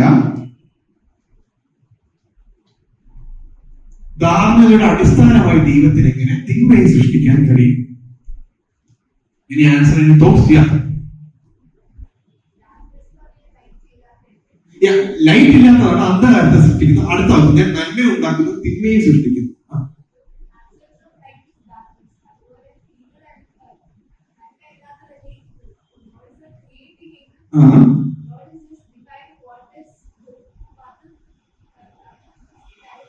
നമുക്ക് കരിഷ്മയ്ക്ക് നല്ലൊരു ഐഡിയ കൊടുക്കാം. കരിഷ്മ പറഞ്ഞതാണ്, അതായത് ഞാൻ പ്രകാശത്തെ നിർമ്മിക്കുന്നു, അന്ധകാരത്തെ സൃഷ്ടിക്കുന്നു. അന്ധകാരത്തെ സൃഷ്ടിക്കേണ്ട ആവശ്യമുണ്ടോ? പ്രകാശത്തെ ഉണ്ടാക്കുമ്പോൾ പ്രകാശം ഇല്ലാത്തത് എന്താണ്? അന്ധകാരം. കരിഷ്മ പറഞ്ഞത് ഞാൻ നന്മയെ ഉണ്ടാക്കുന്നു എന്ന് ദൈവം പറയുകയും ദൈവമാണ് താങ്കളുടെ അടിസ്ഥാനം എന്ന് പറയുകയും അതിനെതിരെ വരുന്നതാണ് എന്തെന്ന് പറയുന്നത്? തിന്മ. ഇനി ഞാൻ ആ ഒരു ആംഗിളിൽ നല്ല ഇന്ന് ആൻസർ പ്രിപ്പയർ ചെയ്തത്. പക്ഷേ ഗുഡ് തോട്ട്, ഇതിന്റെ കുറച്ചുകൂടെ നമ്മൾ ടെർമിനോളജിയിലോട്ട് പോകുമ്പോൾ ഇവിടെ ഈവിൽ എന്ന് പറയുന്ന വാക്കിൽ ഉപയോഗിച്ചിരിക്കുന്ന ടേം റാ എന്ന് പറയുന്ന ഒരു ഹീബ്രു വാക്കാണ്. ഈ റാ എന്ന് പറയുന്ന ഹീബ്രു വാക്കാണ് ഉപയോഗിച്ചിരിക്കുന്നത്. ഇതേ വാക്ക് ബൈബിളിൽ വേറെ സ്ഥലത്ത് ഉപയോഗിച്ചിട്ടുണ്ട്. രണ്ടെല്ലാം പലയിടത്ത് ഉപയോഗിച്ചിട്ടുണ്ട്. ഇപ്പൊ നമ്മുടെ മീക്കയുടെ പുസ്തകത്തിൽ 1-ാം അധ്യായം 12-ാം വാക്യം ഉപയോഗിച്ചിട്ടുണ്ട്. അവിടെ ഈ വാക്കിന്റെ അർത്ഥം എന്ന് പറയുന്നത് ദുരന്തമാണ്. ഞാൻ എന്ത് സൃഷ്ടിക്കുന്നു? ഞാൻ നന്മ സൃഷ്ടിക്കുന്നു, അതോടൊപ്പം തന്നെ ദുരന്തവും സൃഷ്ടിക്കുന്നു. ഇതേ വാക്ക് സെഫന്യ ഉപയോഗിച്ചിട്ടുണ്ട്. സെഫന്യ 3:15. അവിടെ അതിന്റെ അർത്ഥം വരുന്നത് അനർത്ഥം. അതായത് ഇവിടെ പറയുന്ന തിന്മ എന്ന് പറയുമ്പോൾ പാപത്തെ കുറിച്ചോ അല്ലെങ്കിൽ ഈ പറയുന്ന ആൾക്കാർക്ക് പാപം ചെയ്യാനുള്ള ടെൻഡൻസിയെ കുറിച്ചല്ല ഇവിടെ. പിന്നെ എന്തിനെ കുറിച്ചാണ് പറയുന്നത്? അനർത്ഥം, ദുരന്തം തുടങ്ങിയ അതിന് ഇംഗ്ലീഷ് വരുന്നത് ഡിസാസ്റ്റർ, കലാമിറ്റി തുടങ്ങിയ കാര്യങ്ങളെ കുറിച്ചാണ് പറയുന്നത്. ഇതിന് ഉത്തരം ജസ്റ്റ് ഒന്ന് വായിക്കാം. എബ്രായ ഭാഷയിൽ തിന്മ എന്ന് വിവർത്തനം ചെയ്ത ഈ വാക്ക് ദുരന്തം അല്ലെങ്കിൽ അനർത്ഥം എന്നിവയാണ് സൂചിപ്പിക്കുന്നത്, അല്ലാതെ ധാർമ്മികത ദുഷ്ടത അല്ല ഇവിടെ പ്രതിപാദിക്കുന്നത്. ദൈവം തന്റെ എല്ലാ സൃഷ്ടികളുടെ മേൽ പരമാധികാരിയാണ്. ഈ വാക്യം അവൻ തന്റെ ഉദ്ദേശങ്ങൾക്കായി സമൃദ്ധിയും പ്രതികൂലതയും നിയന്ത്രിക്കുന്നത് വ്യക്തമാക്കുന്നു. രാഷ്ട്രങ്ങളോ വ്യക്തികളോ മത്സരിക്കുമ്പോൾ ദൈവം തന്റെ ദിവ്യ ന്യായവിധിയുടെ ഭാഗമായി ദുരന്തം കൊണ്ടുവന്നിരിക്കാം. അപ്പൊ ദൈവം ദുരന്തം കൊണ്ടുവരുന്നുണ്ടോ? സൃഷ്ടിക്കുന്നുണ്ടോ? എപ്പോഴും നേഷ്യൻസ് ദൈവത്തിനെതിരെ റിബൽ ചെയ്യും. നമ്മൾ കണ്ടിട്ടില്ല, ഇസ്രായേൽ മക്കൾ ദൈവത്തിനെതിരെ റിബൽ ചെയ്യുമ്പോൾ ജാതി രാജാക്കന്മാർ വന്ന് ഇവരെന്ത് ചെയ്യുന്നു? എന്നാൽ നമ്മൾ ഉദ്ദേശിക്കുന്ന അല്ലെങ്കിൽ ഇവിടെ തിന്മ എന്ന് പറയുന്ന പാപത്തെ കുറിച്ച് നമ്മൾ പഠിക്കുമ്പോൾ ഉൽപ്പത്തി 3 എന്ത് സംഭവിക്കുന്നത്? ഓക്കെ, ദൈവമാണ് പാപത്തെ സൃഷ്ടിച്ചത്, അല്ലെങ്കിൽ പാപത്തിന്റെ കാരണക്കാരൻ ദൈവമാണ് അല്ല. പിന്നെ എന്തായിരിക്കും പാപത്തിന്റെ കാരണം? ദൈവം മനുഷ്യന് എന്ത് നൽകി? ഫ്രീ വിൽ നൽകി. മനുഷ്യന് ഫ്രീ വിൽ വെച്ച് എന്ത് ചെയ്തു? പാപം. അപ്പൊ ദൈവമാണ് പാപത്തിന്റെ കാരണക്കാരൻ? നോ. ഇത് എടുത്തു പറയാൻ കാരണം ഞാൻ ഒരു ഓൺലൈൻ ഇങ്ങനെ ഒരു വാക്യം ഉള്ളതായിട്ടോ ഇങ്ങനെ ഒരു സെൻസ് എനിക്ക് അറിയപ്പോലും. അപ്പം കുറച്ച് നാൾക്ക് മുമ്പ് ഫേസ്ബുക്കിൽ ഇങ്ങനെ സംസാരിച്ചു വന്നപ്പം അടുത്ത എന്നോട് പറഞ്ഞു, നീ പറയുന്ന ദൈവമാണ് മൊറാലിറ്റിയുടെ അടിസ്ഥാനം. ശരിയാണല്ലോ, ദൈവം പാപത്തെ സൃഷ്ടിച്ച് പാപം ഇതാണെങ്കിൽ എങ്ങനെ ദൈവത്തിന് അടിസ്ഥാനമാണോ? അങ്ങനെ പഠിച്ചപ്പോഴാണ് ഈ കാര്യങ്ങൾ ഈ രീതിയിലാണ് ഇത് ഉദ്ദേശിക്കുന്നത്. പക്ഷെ ഈ രീതിയിലല്ല ഇത്, അതായത് പാപം എന്നുള്ള രീതിയിലല്ല ഇവിടെ തിന്മ എന്ന് പറയുന്നത് ഉദ്ദേശിക്കുന്നത്. ഓക്കെ, അടുത്ത ചോദ്യം ശരിക്കും പറഞ്ഞാൽ നമ്മൾ ഈ നിരീശ്വരവാദികൾ ഇന്ന് ചോദിക്കുന്ന പല ചോദ്യങ്ങളും നമ്മൾ ചിന്തിക്കുമ്പോൾ പണ്ട് പലരും ചോദിച്ച ചോദ്യങ്ങളൊക്കെ എടുത്താണ് ഇവരിന്നും. അതായത് നിരീശ്വരവാദികൾ മാത്രമല്ല, ദൈവവിശ്വാസികൾ പോലും പല ചോദ്യങ്ങൾ അല്ലെങ്കിൽ ചിന്തകൾ ഷെയർ ചെയ്യുമ്പോൾ പണ്ടത്തെ ഗ്രീക്ക് ചിന്തകന്മാരുടെ വാക്കെടുത്ത് നമുക്കിത് കാണാൻ പറ്റും. ഓക്കെ, നിങ്ങൾ എത്ര പേര് സോക്രട്ടീസ് കേട്ടിട്ടുണ്ട്? സോക്രട്ടീസ്, പ്ലേറ്റോ, അരിസ്റ്റോട്ടിൽ, ഇത് നമ്മൾ എന്തൊരു ബന്ധമുണ്ടോ? ഗ്രീക്ക് ഫിലോസഫേഴ്സ് ആയിരുന്നു. സോക്രട്ടീസിന്റെ ശിഷ്യനായിരുന്നു പ്ലേറ്റോ, പ്ലേറ്റോയുടെ ശിഷ്യനായിരുന്നു അരിസ്റ്റോട്ടിൽ. നിങ്ങൾ ഓർക്കേണ്ട കാര്യം, സോക്രട്ടീസ് ഒന്നും എഴുതിയിട്ടില്ല. എന്ത് ചെയ്തിട്ടില്ല? സോക്രട്ടീസ് എഴുതി എന്ന് പറഞ്ഞ് എഴുതിയിട്ടുള്ളതല്ല. ആരാ? പ്ലേറ്റോയാണ്, തന്റെ ശിഷ്യനാണ്. കർത്താവ് യേശു സുവിശേഷങ്ങൾ 4 എഴുതിയോ? ഇല്ല. അതാരാ? ശിഷ്യന്മാര് ആത്മാവിന്റെ പ്രേരണയാൽ അവരെന്ത് ചെയ്തു? ഹോളി സ്പിരിറ്റിന്റെ അവരെഴുതി. അതുകൊണ്ടാണ് ഡിവൈൻ ഇൻസ്പയർഡ് എന്ന് പറയുന്നത്, അല്ലെങ്കിൽ 2 തിമോഥെയോസിൽ കാണുന്ന പോലെ ദൈവശ്വാസ്യം എന്ന് നമ്മൾ പറയുന്നത്. തിരിച്ചു വരുമ്പോൾ ഓക്കെ, പ്ലേറ്റോ ഒരു സംഭവം എഴുതുന്നുണ്ട്. ആ സംഭവം ഇതാണ്: തന്റെ ഗുരുവായ സോക്രട്ടീസ് യൂട്രിഫോ എന്ന് പറയുന്ന ഒരു ജാതീയ പുരോഹിതനുമായിട്ട് നടക്കുന്ന ഒരു സംസാരം. എന്താണ്? പ്ലേറ്റോ തന്റെ ഗുരുവായിട്ടുള്ള സോക്രട്ടീസ് യൂട്രിഫോ എന്ന് പറയുന്ന ഒരു ജാതീയ പുരോഹിതനായിട്ടുള്ള സംസാരം എഴുതുക. യഥാർത്ഥത്തിൽ നടന്നുമില്ലേ നമുക്ക് അറിയത്തില്ല, പക്ഷെ സംസാരത്തിൽ ഒരു സംഭവം നടക്കുന്നു. അപ്പം ഈ പ്ലേറ്റോ എഴുതുക, സോക്രട്ടീസ് ഇങ്ങനെ പറയുന്നു, യൂട്രിഫോ ഇങ്ങനെ പറയുന്നു. ഇനി അടുത്തൊരു കാര്യം കൂടെ പറഞ്ഞിട്ട് ഇത് ചോദ്യത്തിലേക്ക് വരാം. സോക്രട്ടീസും പ്ലേറ്റോയും അരിസ്റ്റോട്ടിലും 3 പേരും ദൈവവിശ്വാസികളായിരുന്നു. അവരെല്ലാം ദൈവത്തിൽ, പക്ഷെ യഹോവ ദൈവത്തിലാണോ എന്ന് നമുക്ക് അറിയത്തില്ല, നമുക്ക് അങ്ങനെ ഒരു തെളിവ് നോക്കിയില്ല. But they believe in A God.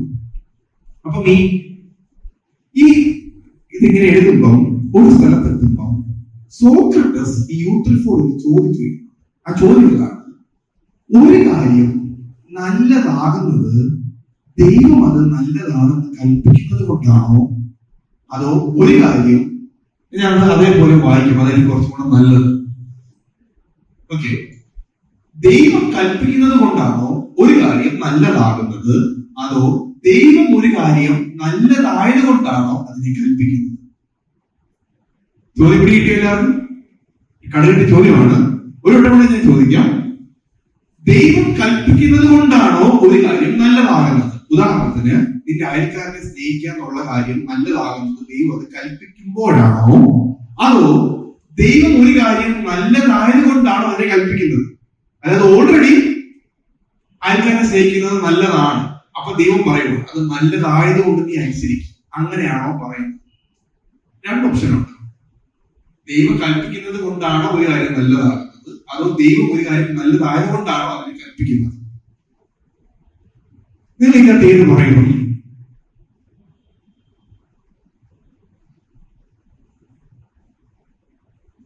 ഉത്തരം ഇനി തോട്ട്സ്. ഡെൽവിൻ. രണ്ടാമത് ഡെൽവിൻ പറയുന്നു ദൈവം ഒരു കാര്യം നല്ലതായത് കൊണ്ടാണ് അതിനെ കൽപ്പിക്കുന്നത്. ഇപ്പം കൊലപാതകം തെറ്റാണ്, അപ്പം കൊല ചെയ്യരുത്, അത് നല്ലതാണ്. അപ്പൊ ദൈവം അത് നല്ലതാണെന്ന് കണ്ടിട്ട് അതിനെ എന്ത് ചെയ്തു? കൽപ്പിക്കുന്നു. ഇനി വേറെ എന്തെങ്കിലും തോട്ട്സ്? ഫസ്റ്റ് എന്ന് പറയുന്നതല്ലുണ്ടോ? സാന്ദ്ര പറയുന്നു ഒന്നാമത്തതാണ് ഉത്തരം. ദൈവം കൽപ്പിക്കുന്നത് കൊണ്ടാണ് ഒരു കാര്യം നല്ലതാകുന്നത്. ഇപ്പൊ മോഷ്ടിക്കരുതെന്ന് പറയുന്നത് ദൈവം കൽപ്പിക്കുന്നത് കൊണ്ടാണ് നല്ലതാകുന്നത്. ഇനി ഈ ചോദ്യം നാം മനസ്സിലാക്കുന്ന ഒരു ട്രിക്ക് ക്വസ്റ്റ്യൻ ആണ്. അതായത് നിങ്ങൾ ഒന്നാമത്തത് പറഞ്ഞാലും രണ്ടാമത്തത് പറഞ്ഞാലും തെറ്റാണ്. ഇനി എന്തുകൊണ്ടാണെന്ന് പറയാം. ഇപ്പൊ നിങ്ങൾ പറയുവാണ് ദൈവം കൽപ്പിക്കുന്നത് കൊണ്ടാണ് ഒരു കാര്യം നല്ലതാകുന്നത് നിങ്ങൾ പറഞ്ഞാൽ, അപ്പൊ ഈശ്വരൻ തിരിച്ചു ചോദിക്കും, ദൈവം നാളെ പറയുവാണ് റേപ്പ് നല്ലതാണെന്ന് പറഞ്ഞാൽ നല്ലതാണ്. പിടിയോ സംശയം. അതുകൊണ്ടാണ് നമ്മൾ ഒന്നാമത്തെ സ്റ്റേറ്റ്മെന്റ് പറയാത്തത്. ഇത് നമ്മൾ പറയുവാണ്, ഡെൽവിൻ പറഞ്ഞതുപോലെ നമ്മൾ പറയുവാണ് ദൈവം ഒരു കാര്യം നല്ലതായത് കൊണ്ടാണ് അതിന് കൽപ്പിച്ചതെന്ന് പറഞ്ഞാൽ കുഴപ്പമില്ല. ദൈവം ഓൾറെഡി കാണുവാണ് ഒത്തിരി നല്ല കാര്യങ്ങളുണ്ട്. എന്റെ അർത്ഥം എന്തുവാ? ദൈവത്തെ ഡിപ്പെൻഡ് ചെയ്യാതെ നന്മയും തിന്മയും. അപ്പൊ ദൈവമല്ല എന്തെന്ന് പറയുന്നത് ധാർമ്മികതയുടെ റിക്വസ്റ്റ്. നിങ്ങൾ ആദ്യത്തെ ആണെന്ന് പറഞ്ഞാലും രണ്ടാമത്തെ ആണെന്ന് പറഞ്ഞാലും ഈ രീതിയിൽ വന്നിട്ട് പേടിക്കും. ഈ ചോദ്യത്തിനൊരു ഉത്തരവുണ്ട്. ഇനി ഇങ്ങനെയുള്ള ചോദ്യങ്ങളെ നമ്മൾ വിളിക്കുന്ന ഒരു പേരാണ് ഒരു ഫോൾസ് ഡൈക്കോട്ടമി അല്ലെങ്കിൽ ലോജിക്കൽ ഫാലസി എന്ന് പറയും. ഉദാഹരണത്തിന് ഞാൻ അബിയോട് പറയുക, ഈ അബിയെ നിനക്ക് നീ ജീവനോടെ ഇരിക്കണമെങ്കിൽ നീ ഇന്ന് രാത്രി ബിരിയാണിയോ മന്തിയോ കഴിക്കണമെന്ന് പറയുന്നു. ആ സ്റ്റേറ്റ്മെന്റിന്റെ കുഴപ്പം എന്തുവാ? അബിക്ക് ജീവനോട് ഇരിക്കണം. ഞാൻ എത്ര ഓപ്ഷൻ കൊടുക്കുക? ബിരിയാണി, മന്തി. ഈ രണ്ട് ഓപ്ഷൻ അല്ലാതെ വേറെ ആയിരക്കണക്കിന് ഓപ്ഷൻ. ഇവിടെ നിരീശ്വരവാദി ഈ രണ്ട് ഓപ്ഷൻ മാത്രം എന്നിട്ട് പറയുകയാണെങ്കിൽ ഒന്നിൽ പണ്ട് കുഞ്ഞു പിള്ളേരൊക്കെ സ്കൂളിൽ നീ ഒന്ന് പിക്ക് ചെയ്യാൻ പറയുന്നില്ലേ, അതേപോലെ നീ പറഞ്ഞു പിക്ക് ചെയ്യാൻ പറയുന്നു. ഇവിടെ ഉത്തരം എന്താ പറയാമോ? ഉത്തരം എന്ന് പറഞ്ഞതാണ് ദൈവം ഒരു കാര്യം കൽപ്പിക്കുന്നത് അത് നല്ലതായതുകൊണ്ടല്ല, ദൈവം കൽപ്പിക്കുന്നത് കൊണ്ടല്ല ഒരു കാര്യം നല്ലതാകുന്നത്. ഒരു കാര്യം നല്ലതാണെന്ന് കണ്ടിട്ട് നല്ലതാണല്ലോ എന്ന് പറഞ്ഞിട്ടല്ല ദൈവം കൽപ്പിക്കുന്നത്. പകരം ദൈവം കൽപ്പിക്കുന്നത് ദൈവം നല്ലവനാണ്. പിടികിട്ടിയോ? അതിന്റെ ഒരു സ്റ്റേറ്റ്മെന്റ് അതേപോലെ പറഞ്ഞാൽ something is good because God is good. പിടികിട്ടിയോ? അതിന്റെ അർത്ഥം മനസ്സിലായോ? ഓക്കെ, അതിന് ജസ്റ്റ് ഇത് വായിക്കാം, അപ്പൊ ഞാൻ കുറച്ചുകൂടെ വ്യക്തമാണ്. ഈ ചോദ്യം ഒരു ലോജിക്കൽ ഫാലസി ആണെന്ന് ആദ്യം തിരിച്ചറിയുന്നത് പ്രധാനമാണ്. കാരണം മറ്റനേകം ഓപ്ഷനുകൾ നിലനിൽക്കുമ്പോൾ രണ്ട് ഓപ്ഷനുകൾ മാത്രം അവതരിപ്പിച്ച് ഒരു തെറ്റിദ്ധാരണയിലേക്ക് നയിക്കുന്നത് ഒരു ലോജിക്കൽ ഫാലസിയാണ്. ദൈവം കൽപ്പിക്കുന്നത് കൊണ്ടാണ് ഒരു കാര്യം നല്ലതാകുന്നത് എന്ന് നമ്മൾ വാദിച്ചാൽ ശരിയും തെറ്റും ക്രമരഹിതമാണെന്നും ദൈവത്തിന് എന്തും പറയാം അത് നല്ലതായിരിക്കുമെന്നും എതിർപ്പുകൾ വരും. നമുക്ക് ഫസ്റ്റ് ഓപ്ഷൻ പറയാൻ പറ്റൂല. ഇങ്ങനെ പകരം പറയുവാണ് ദൈവം ഒരു കാര്യം അത് നല്ലതായിരിക്കുന്നത് കൊണ്ടാണ് അതിനെ കൽപ്പിക്കുന്നത് എന്ന് നമ്മൾ പറഞ്ഞാൽ ദൈവത്തിന് മുകളിലുള്ള ഒരു ധാർമ്മിക അടിസ്ഥാനത്തെ ദൈവം അനുസരിക്കുക മാത്രമാണ് ചെയ്തതെന്നും ധാർമ്മികത ദൈവത്തിൽ നിന്ന് സെപ്പറേറ്റ് ആണെന്നും പറയും. ഉത്തരം എന്തോ? ഈ ചോദ്യത്തിനുള്ള ഉത്തരം എന്ന് പറയുന്നത് ദൈവം ഒരു കാര്യം കൽപ്പിക്കുന്നത് ദൈവം നല്ലവനായത് കൊണ്ടാണ്.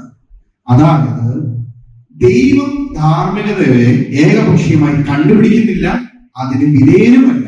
പകരം ദൈവമാണ് ധാർമ്മികതയുടെ അടിസ്ഥാനം. ദൈവം കണ്ടുപിടിക്കുന്നില്ല, ദൈവത്തിന് വിധേയനുമല്ല. പകരം he himself is the foundation of morality. അതുകൊണ്ടാണ് മാർക്കോസിന്റെ സുവിശേഷം 10-ാം അധ്യായം 18-ാം വാക്യത്തിൽ യേശുവിനോട് ഒരാളെന്ന് പറയുന്നുണ്ട് നല്ലവനായ യേശു പറയുന്നൊരു മറുപടിയുണ്ട്. എന്താ മറുപടി ഓർമ്മയുണ്ടോ? ദൈവം ഒരുവനല്ലാതെ അതിന്റെ അർത്ഥം എന്താ പറയാ? ഇപ്പൊ ഞാൻ പറയുക ഇന്ന ഒരാൾ നല്ല മനുഷ്യനാണെന്ന് പറയുക, അക്കോർഡിംഗ് ടു ഹൂ? എന്റെ അഭിപ്രായത്തിൽ ആ പുള്ളി നല്ലതാണ്. പക്ഷെ യഥാർത്ഥത്തിൽ നല്ലതാണ്. മദർ തെരേസ എടുക്കുക, ലോകത്ത് ഏത് മനുഷ്യനെ എടുത്താലും ഗുഡ് എന്ന് പെർഫെക്റ്റ്ലി വിളിക്കാൻ പറ്റുന്ന ആരെങ്കിലും ഉള്ളൂ. അതുകൊണ്ടാണ് യേശു ഒന്ന് നല്ലവരെന്ന് വിളിച്ചപ്പം അവൻ പറയുന്നത്, നീ നിന്നെ നല്ലവരെന്ന് വിളിക്ക് ഓർക്കണം, നീ അറിഞ്ഞോ അറിയാതെ സമ്മതിക്കുക ഞാൻ ആരാ? ദൈവം. കാരണം എന്താ പറയുന്നേ? ദൈവം ഒരുവൻ മാത്രമാണ് നല്ലവൻ. കാര്യം എന്തുകൊണ്ടാ? അവനാണ് ഫൗണ്ടേഷൻ ഓഫ് മൊറാലിറ്റി. പിടികിട്ടിയോ? God answer. അടുത്ത നമ്മൾ പറയാൻ പോകുന്ന ചോദ്യം, ഇത് ഞാൻ യൂണിവേഴ്സിറ്റി കോളേജിൽ ഡിഗ്രി BCS കോളേജിൽ പഠിക്കുന്ന സമയത്ത് എന്റെ ക്ലാസ്സിൽ ഈശ്വരവാദിയുണ്ട്. അപ്പം ഞങ്ങൾ തമ്മിൽ പല സംസാരങ്ങൾ ഇങ്ങനെ ഉണ്ടാകും. പക്ഷേ ഫ്രണ്ട്സ് ആണ് നമ്മൾ, അതുകൊണ്ട് നല്ല രീതിയിൽ അത് പോകും. അവൻ പല കാര്യങ്ങൾ എന്തുകൊണ്ട് നിരീശ്വരവാദം നല്ലതാണ്, ആ രീതിയിൽ ജീവിക്കണം എന്ന് പറയും. ഞാൻ പറയും എന്തുകൊണ്ട് ദൈവത്തിൽ വിശ്വസിക്കുന്നത് നല്ലതാണെന്ന് പറയും. അത് ഞങ്ങൾ ഇങ്ങനെ സംസാരിച്ച് വന്നപ്പോൾ ഒരു ദിവസം എന്നോട് ഒരു ചോദ്യം ചോദിച്ചു. അപ്പം ആ ചോദ്യത്തിന് എനിക്ക് അപ്പൊ പറയാൻ ഉത്തരം എനിക്ക് അറിയത്തില്ലായിരുന്നു. ഞാൻ പറഞ്ഞാ ഞാൻ നോക്കിയിട്ട് വരാം. ഇത് അടുത്ത് നിങ്ങൾ മനസ്സിലാക്കേണ്ട ഒരു കാര്യമാണ്. നിങ്ങൾക്ക് ഒരു ചോദ്യത്തിന് ഉത്തരം അറിയത്തില്ലെങ്കിൽ എനിക്കറിയത്തില്ല, ഞാൻ അത് പഠിച്ചിട്ട് വരാം. അല്ലാതെ ചില ആൾക്കാർ ചെയ്യുന്നത് പോലെ പൊട്ടത്തരം വിളിച്ച് പറയരുത്. ഒന്ന്, നമുക്ക് നമ്മുടെ വിശ്വാസത്തെ അവർ കാണുമ്പോൾ എന്തായി മാറും? ഉത്തരവില്ലാത്തതായിട്ട് മാറും. We have good answers. അതാണ് നിങ്ങൾ തിരിച്ചറിയണം. ഈ അപ്പോളറ്റിക്സ് ഇത്രയും നാളെ വന്നിട്ട് നിങ്ങൾ തിരിച്ചറിയേണ്ട ഒരു കാര്യമാണ്. We have good answers. ചോദ്യം ഇതാണ്. ഓക്കെ, അന്ന് എന്നോട് ചോദ്യം ഇതാണ്. പിന്നെ നീ പറയുന്നു ദൈവമാണ് ധാർമ്മികതയുടെ അടിസ്ഥാനം, മൊറാലിറ്റിയുടെ അടിസ്ഥാനം ദൈവമാണ്. അങ്ങനെയെങ്കിൽ ദൈവത്തിന് മോറൽസ്, ധാർമ്മികത ചേഞ്ച് ചെയ്യാൻ പറ്റുമെന്ന് ചോദിച്ചു. ഞാൻ പറഞ്ഞില്ല, മാറ്റാൻ പറ്റത്തില്ല. കാര്യം ദൈവം മാറാത്തവനാണ്. ദൈവത്തിന്റെ നേച്ചറിലാണ് ധാർമ്മികത പുറപ്പെടുന്നതെങ്കിൽ അതും മാറാത്തത്. എന്നോട് ചോദ്യം ഇതാണ്.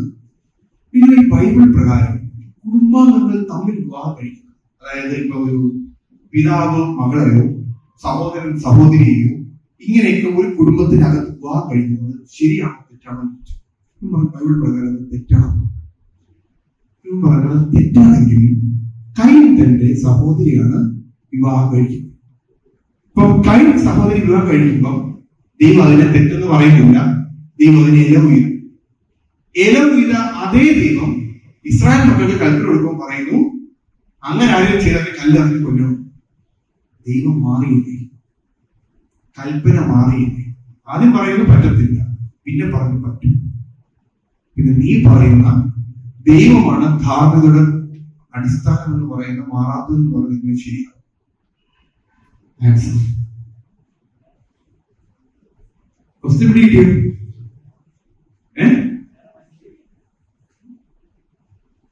വേറെ മനുഷ്യരില്ല. ഓക്കെ, സ്റ്റിൽ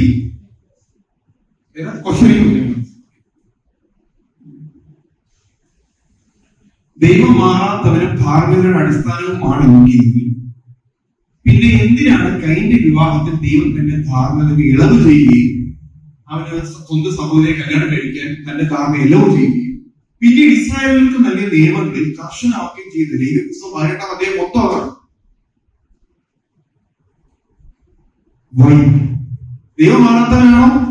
അതെ. ദൈവം മാറാത്തവനാണെങ്കിൽ ധാർമ്മികതയും മാറാത്തതാണോ?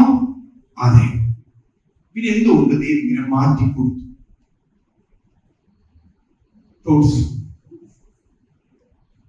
നിങ്ങൾ പലരും ചിലപ്പോൾ പുച്ഛിക്കും, അച്ഛൻ ഉത്തരം പറഞ്ഞില്ലല്ലോ, ഇതായിരുന്നു പ്രശ്നം. അതുകൊണ്ടാണ് ഞാൻ പറഞ്ഞത് ഒരു ദിവസം സമയം ചോദിച്ചിട്ട് അടുത്ത ദിവസം ഉത്തരം കൊടുത്തു. യെസ് സാന്ദ്ര.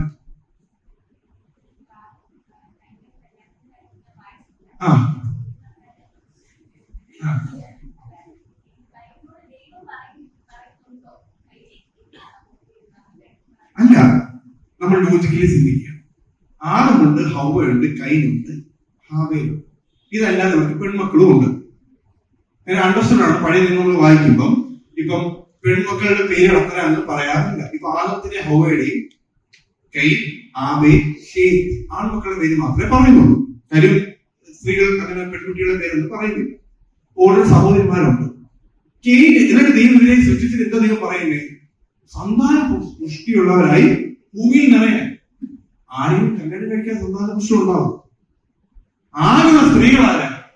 അമ്മയുണ്ട്, അതുകൊണ്ട് അമ്മയുണ്ട്, പിന്നെ ആരാകെ ഉള്ള ഒറ്റ ഓപ്ഷനുള്ള ആരാ? സഹോദരിയ. അണ്ടർസ്റ്റുഡ്. ഒരിക്കലും ഒന്നൊരു മറുപടി വരുമ്പോൾ ദൈവത്തിന് വേറൊരു സ്ത്രീ ഉണ്ടാക്കി കൊടുത്തൂടെ?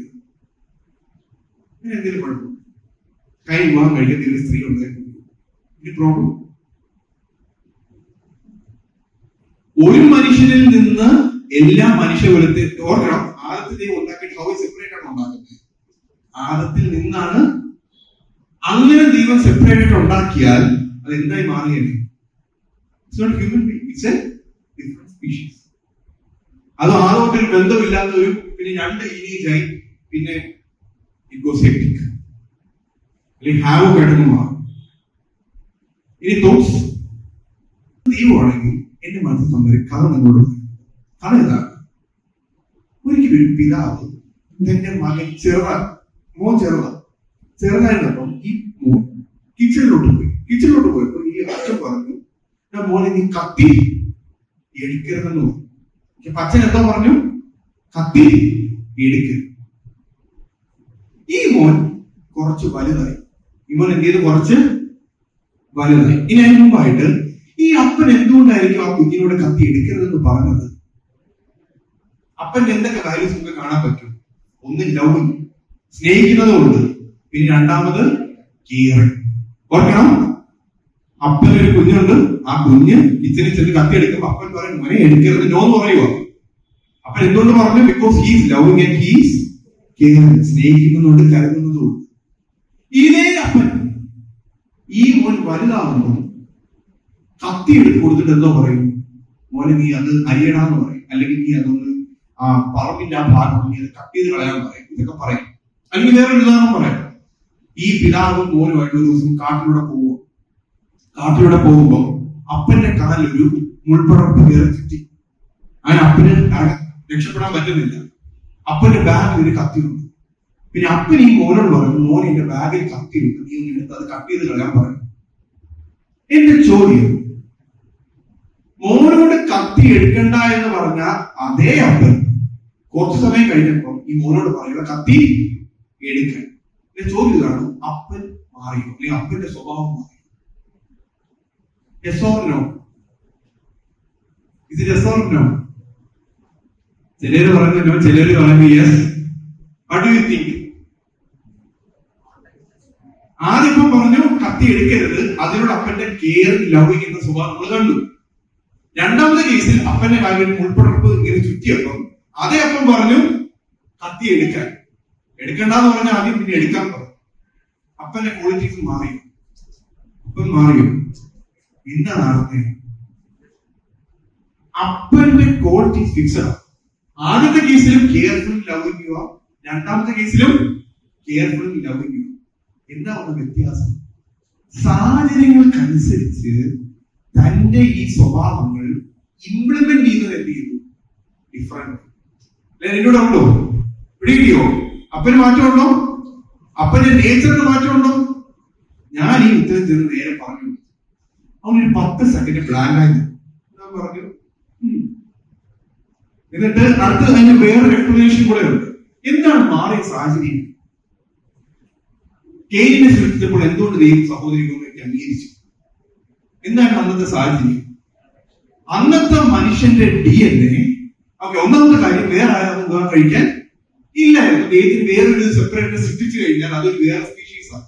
ഒരു മനുഷ്യനിൽ നിന്ന് ലോകം മൊത്തം ഉണ്ടായെന്ന് പറയാൻ പറ്റത്തില്ല. രണ്ടാമത്തെ റീസൺ, അന്ന് ദൈവം മനുഷ്യൻ സൃഷ്ടിച്ചപ്പം ഹ്യൂമൻ ബീയിങ് എന്തായിരുന്നു? പെർഫെക്റ്റ് ആയിരുന്നു.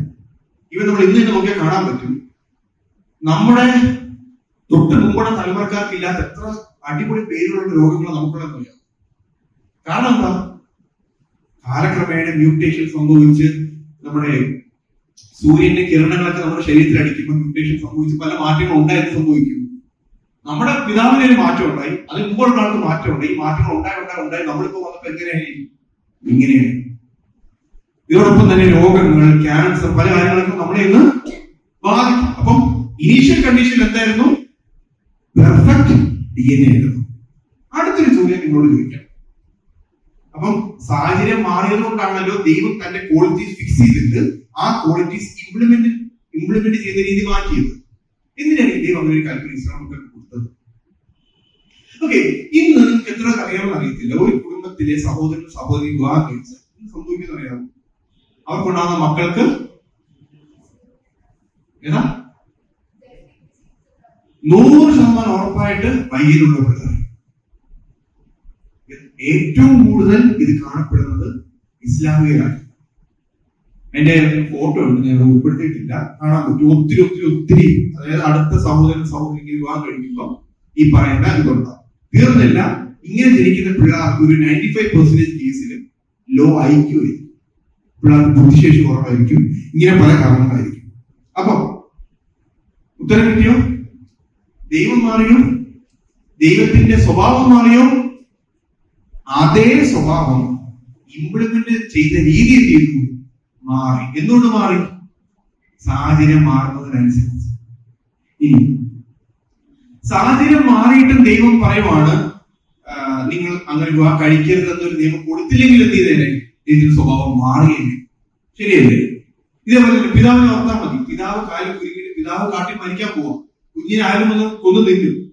ആ സമയത്തും അപ്പൻ ആരും പറഞ്ഞ കത്തി കൊടുത്തില്ല. ഇപ്പോഴും കൊടുക്കണമെന്ന് തീരുമാനിച്ചാൽ അപ്പന്റെ കെയറിങ്ങും ലവിങ്ങും നിൽക്കുമോ? ദൈവത്തിന്റെ നേച്ചർ സെയിം ആണ്.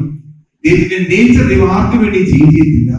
പക്ഷെ ആ നേച്ചർ സാഹചര്യങ്ങൾ മാറുന്നതനുസരിച്ച്